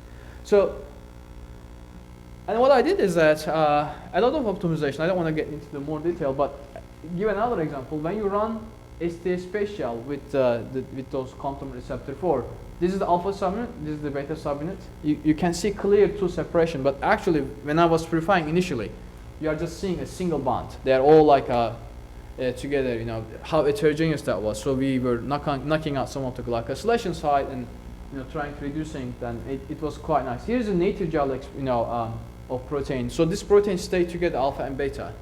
They're separate. There are two different heterodimer. They're alpha subunit and beta subunit. But in the native condition, they stay very stable. They're very stable together. And I was able to get the protein crystal of this. So of course, getting the crystal is not the end of the game. It is beginning of the game. So because we need to take this, go to the synchrotron, acquire diffraction pattern of that, and after that we have to solve the phase problem, and then we have to build the model. So that's what happened. So this is the complement receptor 4 overall structure. We had two structures. One of them is with the closed. Let me put it that way. One of them is with the low affinity I domain. This domain is in the low affinity. In the second one, I have the high affinity I domain, the high affinity ligand binding domain. So from now on, I'm just going to make, this is like a 250 kilodalton protein. It's a huge protein. From now on, I'm going to show it to you only the small fragments of this protein. And here is the metal binding site, and you can clearly see the magnesium here. And then this is the closed inactive state, this is the active state. And you can see that the magnesium is moving about 2 angstrom to the left. That's a classical signature of the I domain activation. And we were clearly observed this for the complement receptor 4. And then here is the chloride ion behave like a pseudo-ligand. I don't have a ligand, but chloride ion there, being there, is going to actually, it was able to actually satisfy the magnesium, octet. So magnesium needs to have a 6 coordination, and normally in the ligands you have D, glutamic acid or aspartic acid, facing this, but chloride ion is satisfying that coordination for the magnesium. 5 minutes. 5 minutes. And additionally, in this I domain, the external ligand binding domain, we are seeing that, let me go straight in there. So what we are seeing is that, as opposed to what has been suggested, what we are seeing is this helix, last helix of this, really stretch extensively. And it doesn't stay as a helix. It has been suggested that this helix is only moving downwards about 5 angstrom. And what happens is that whenever this helix extends, unwinds extensively, somebody has to pay the penalty, right? I mean, you are a helix in the closed state. Here is the cyan one is the closed state, and you get extended. Somebody has to pay the energy penalty. What the person, actually the domain that's paying the energy penalty is the interface here. And you can see that the green line, that is the region that sits into the pocket. There's basically a pocket right here, and then this yellow ball I'm showing is the green part. So I call it internal ligand. So this is for the first time we are showing how this internal ligand sits into this pocket, and that is the place where actually signaling event happens. So you can say that how it is related to physiology. So along this internal ligand that I said, basically, as I said, there's a complement receptor. So we tested mutations, and how these mutations along this, how is that stabilized interface here affects the IC3B binding. So since everybody's immunologist, I don't need to talk about the rosetting assay. So what we have is that I express the complement receptor 4 on the surface, and I get the sheep erythrocytes, synthesize them. That was difficult for me to understand what's going on back as a structure biologist, but finally I was able to get it working. As you can see that whenever I mutate anything along this way, whenever I start disturbing the interface, that green one is facing in there, it's affecting the external ligand binding. This is the Y type that I'm getting. Very nice binding. But anything along the way, anything I mutated, immediately reduce the external ligand binding. So this is the first study actually shows that the crosstalks, structurally and at atomic resolution, shows that how the alpha subunit talks to the beta subunit, and then convey the signal bidirectionally, either from the beta subunit or towards the alpha subunits. And this interface is very well designed. And anything that's disturbing that interface, is very tight interface, is going to cause that signal to stop, as you can see in my binding assays, external ligand binding assays. You are mutating something here, all the way down there, it's affecting affinity. And as I said, this has been quite a bit. There has been quite a bit of work by biotech companies to design the small molecules antagonists for this. And I'm showing you here alpha 4 beta 7 integrin. That is a VLA4, and beta 7 here and beta 2, have the 70% identity, sequence identity. And then I can show it to you here that this leucine here, this 2 protein here, you can see that tyrosine here, 2 serines here, and this is basically the yellow part is the beta 7, and the here yellow part is beta 2. So it's exactly identical. But the point is that all the time, biotech companies, when they produce or when they come up across the small molecule, it's always binding in that mode. Here is and then this part. So this is the alpha subunit part. This is the beta subunit part. But what I have seen is that internal ligand binding, that you want to antagonize that binding, it binds quite differently. And most of the time in the phase 1 and phase 2 trials, those things are always failing. Yeah. So I think right now we can strategize a better antagonist because we know how the crosstalk happens between alpha and beta subunits. Right? So as I said, I just moved actually to Houston to establish my own lab, and I'm an mass spectroscopist, so I'm kind of like a physicist or biophysicist, whatever you call it. And I have an mass spectroscopy magnets. I have 2 magnets. What you are doing is in the magnets, for example, I told you there are conformation changes happening, right, in the proteins. I'm showing you here the open and closed, open and closed state of the external ligand binding domain. And this is the structure that we get from the crystal. But the point is that how can we know that whenever the small molecule binds to that, because sometimes we cannot get small molecule complexes, how the small molecules actually change the conformation of that protein, and how the what is the binding mode of the small molecule onto those structures as well. So NMR is quite a bit, the most strong, I would say it is the most powerful strategy to approach. And giving an example, even though I came here and, in the last 2 weeks, we were able to acquire data. So here I'm showing you two structures. I'm showing you two spectra. The black dots corresponds to the closed state, and the red dots correspond to the open state. All right? And what's happening here that, if you think about this basic biochemistry 101, you think about the amino acids. You have an amide group with nitrogen and hydrogen. And each hydrogen and nitrogen in the protein structure resonate based on their locations. If any change happen in their conformational chain, three-dimensional space in the protein structure, their resonance frequency will get disrupted. It's gonna start moving.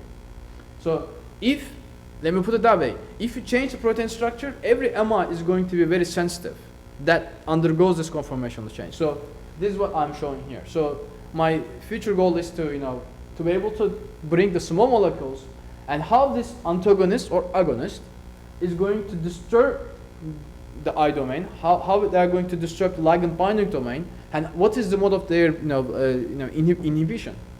Okay, what happened? That is the last slide. So what I have shown you today is that for the first time that the crosstalk between alpha and beta subunit is very critical for the external ligand and the general integrin signaling. And I didn't have time to walk in, but also beta I domain that I call this domain binding internal ligand is really important. I think we characterize the conformation of an integrin that actually bypass multiple step of integrins between open and closed state. That might probably, that's probably enabling the rapid upregulation of the leukocytes as well. So, and then I would like to thank my postdoctoral advisor, Tim Springer. He's a great guy. I couldn't get those things without him. And I worked with the Koichi to understand how these rosetting assays work. Probably all of you know. Tom Waltz is a PI in Harvard Medical School doing all this electron microscope work. I work with him. And other ones. Thanks. Thank you. Thank you very much.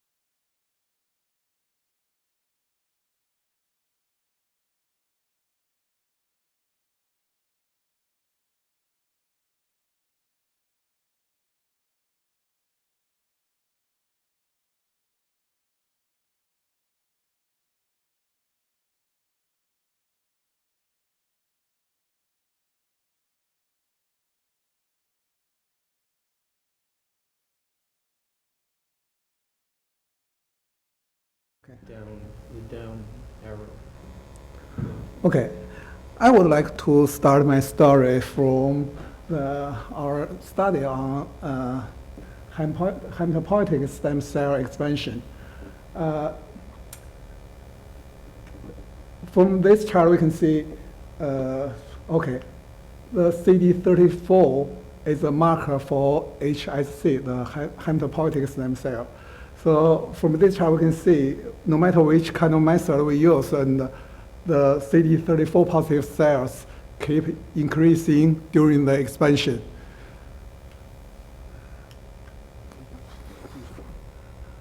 Okay, the CD133 is another HSC marker, and we can see similar to CD34.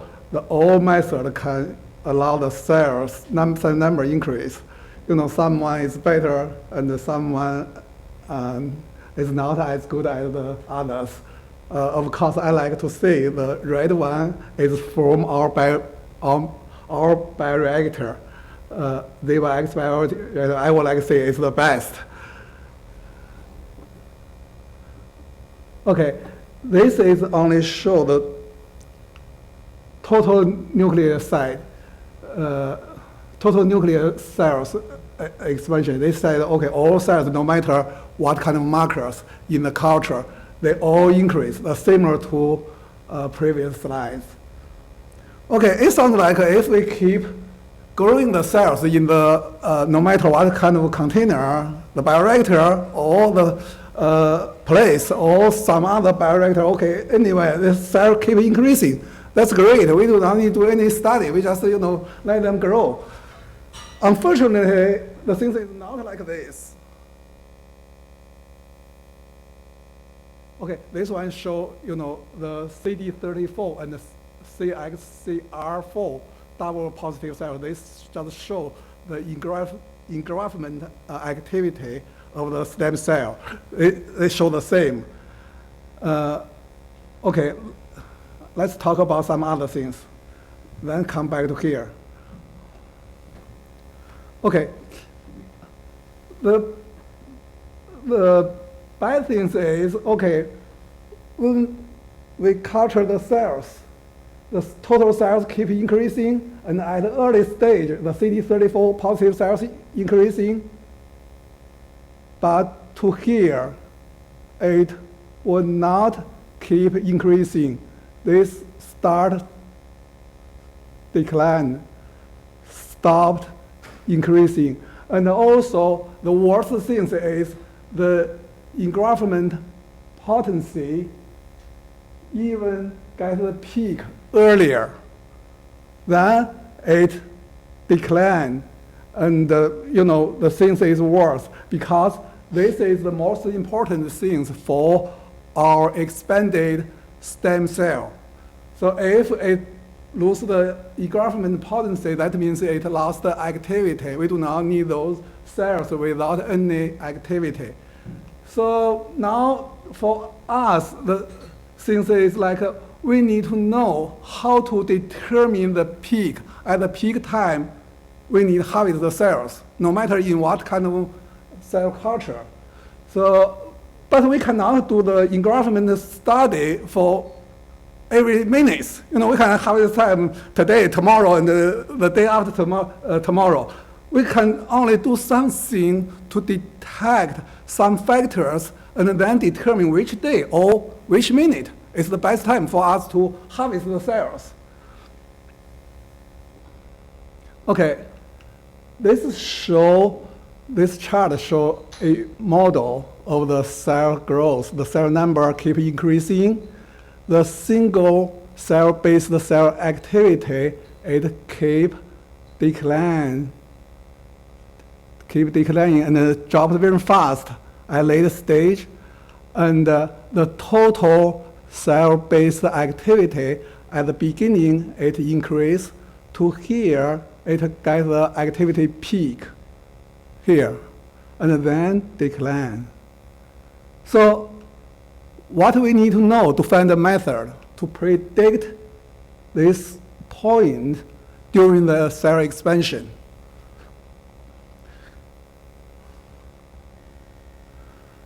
we have many methods. We can detect this. So first, we are pretty lucky and try to see if any correlation between the cell number and for the HSC, we check the engraftment potency.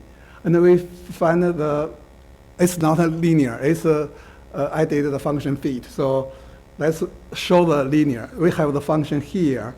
And then based on this, we can use the computer to calculate and which point will be the optimal time point allow us to harvest the cells. So for this, we just need to find the cell density. We need to have a detector to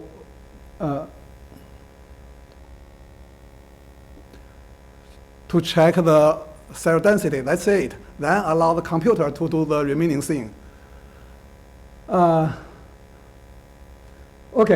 now HSC, the hematopoietic stem cell, is a kind of immune cell. So it's not real immunocytes because at that stage, the cell does not have any activity or function to serve as the immunocytes. The later stage of the HSC will maybe become the immunocytes. So now I want to talk if I just said, okay, the HSC the cell density of HSC can correlate to the function or say the engraftment potency. But we want to know here if other immunocytes are the same. The cell density or something, maybe better factors can allow us to predict the function peak. So we test some cells like B cells. We check the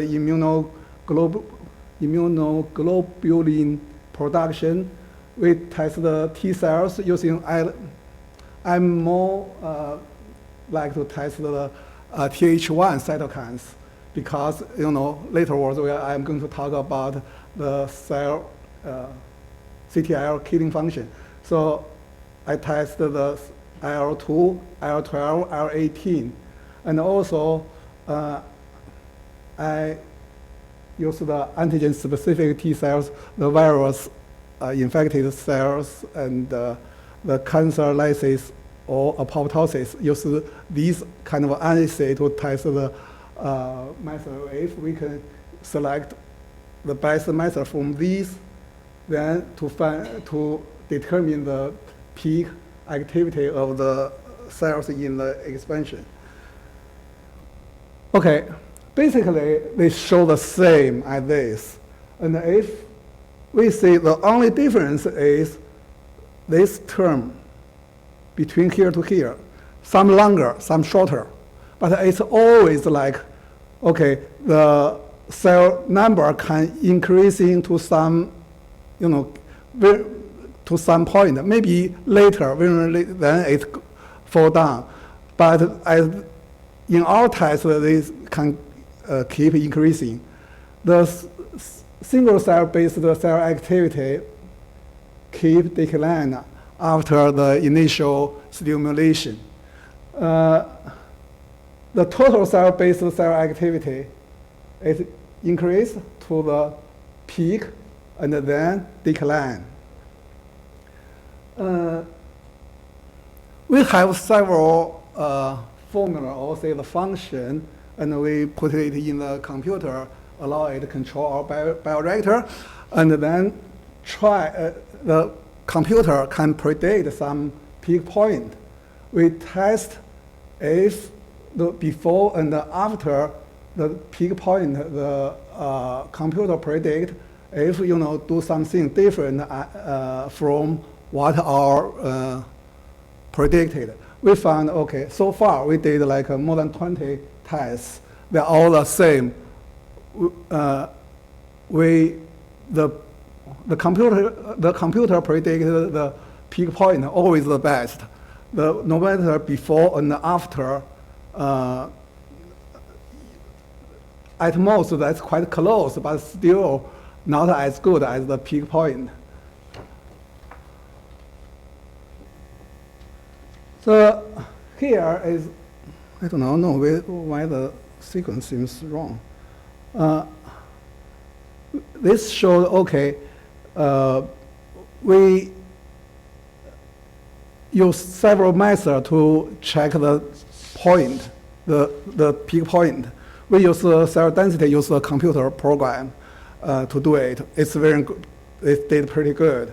And also we use some cytokine, use ELISA to test the cytokine, and in the supernatant, we have the supernatant and check if it can predict the activity peak. It's pretty good, but not as still, it's not as good as this, but it's also very good. And use the intracellular stain to predict the peak point. And also use the ELISpot assay. CTL assay is for the our cytotoxic test. And this one actually is our standard. All the things need to meet this. Of course, it's like a 100% match. So, however, when we for the prediction, they all work okay. And but if we think about the sorry, I cannot pronounce it. Complexity. Okay, the cell density detection is very easy because the people do not need to do anything. The computer tell you anything, and then directly give you the report. For other things, all tests are pretty difficult, especially our final test, the CTL assay. We can see it's very complicated. We cannot even we cannot do the things like every day to have the cells and run the CTL assay. That's impossible. So if it's possible, but it's going to run all the cells out. We do not have the cells for our further application. Okay, if we use the cell density as the parameter to determine the activity peak of the expanded cells, and what do we need? First of all, we need a cell density detector. The cell density detector will tell us the cell density at different time point, and also actually it tells us the things in real time. And also, it can tell us if the cell can be even distributed in our culture container. Because if it's not evenly distributed in our container, so the test will not, the result will not reliable. So this one is very important. And also, when we check the cell density, we need the cell get well suspended in our cell culture container. Otherwise, okay, it may be affected by the container or something. That's not it will not give you a reliable result. So, 5 minutes, sir. Okay, 5 minutes, okay. I'm almost done. Also, we need a program, a computer program to determine everything, to control everything and adjust everything. Okay, I want to say our bioreactor, the ZYX bioreactor, was designed for this. So, but I didn't find any other bioreactor can do this. Okay, this is some pictures for the bioreactor. We call this one is the culture unit, and this one is some culture units. These two are the controller.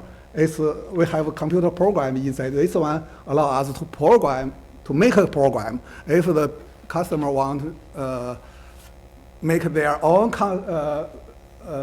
program, they can use this kind of controller. Okay, this shows if we use our program, use the computer program to predict the peak activity during the expansion, how it works. And when we check the CMV, CTL activity, we can see it works much better than the static culture. Okay, these are for the cancer cell. This is the main purpose for us to develop this program. And we can see the total cell increase in ZYX bioreactor is better than static, and also the CTL activity is good. And also, this is in vivo test to check if the CTL expanded in the ZYX bioreactor can kill the tumor cells. And this is the animal experiment using the mice immunocytes. And this one is we use the human immunocytes and inject the tumor into non-skin mice. We can see the result is about the same as the animal experiment.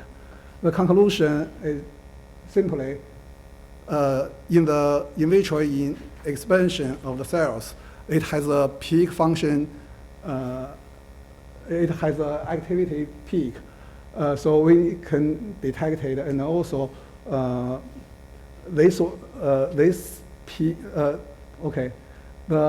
activity of antigen-specific immunocytes correlates the change of the cell density. And the ZYX bioreactor can do the things very well. Okay, I would like to thank my group people. This is IT director, and he made all programs. This is our lab manager, and all others in Bernie, Noah, Cindy, they did a lot of work. Thank you everyone. Very nice, thank you, very interesting. Questions for Dr. Zhang?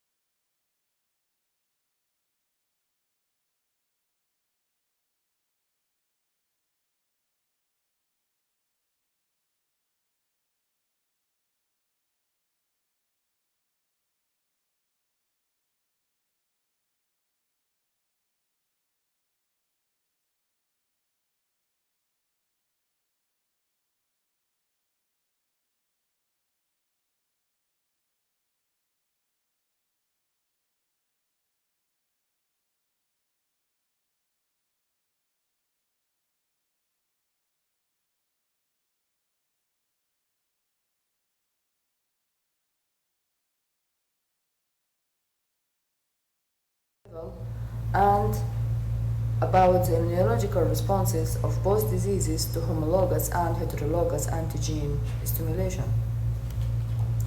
Visceral leishmaniasis, also known as Kala-Azar, is usually an insidious chronic disease among the inhabitants of endemic areas and a cause of high mortality rate and disease in developing countries. Tuberculosis is a major cause of morbidity and mortality worldwide. It threatens 1/3 of the world population.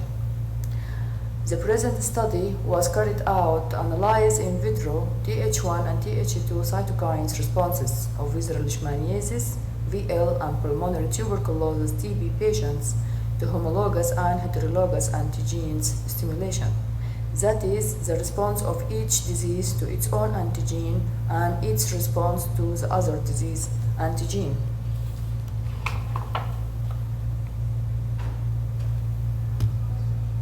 The cytokines profiles of confirmed VL patients, pulmonary TB patients, and healthy individuals as control were compared after stimulation with live leishmania, promastigotes, and BCG, Th1, interferon gamma, and tumor necrosis factor alpha, Th2, interleukin 10, and inflammatory cytokines IL-15 were measured in the supernatants of stimulated whole blood using ELISA. The concentrations of Th1 cytokines, interferon gamma, and TNF-alpha were significantly higher in the supernatants of stimulated whole blood of visceral leishmaniasis patients compared with TB patients, mainly when stimulated by homologous Leishmania donovani antigen.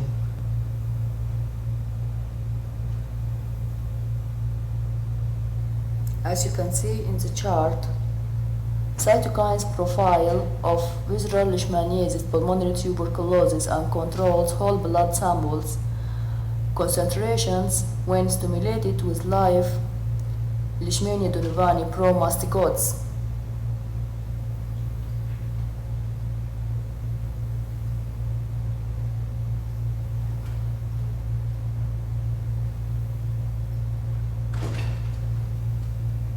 And here, this is the stimulation of visceral leishmaniasis, tuberculosis, and hensical samples with BCG, producing significant production of interferon gamma and TNF-alpha by VL samples, while induced significant IL-10 production by TB patient samples.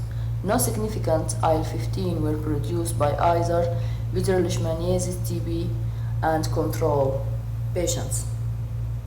Th2 cytokines IL-10 was significantly produced by whole blood of TB patient following BCG stimulation. Both visceral leishmaniasis and tuberculosis patients produced significant concentration of IL-15 when stimulated with homologous and heterologous antigens.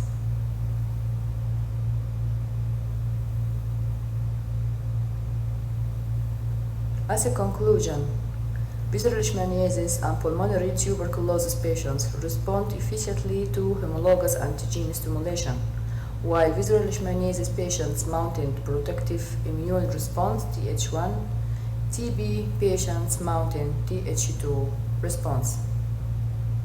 Thank you very much for your time.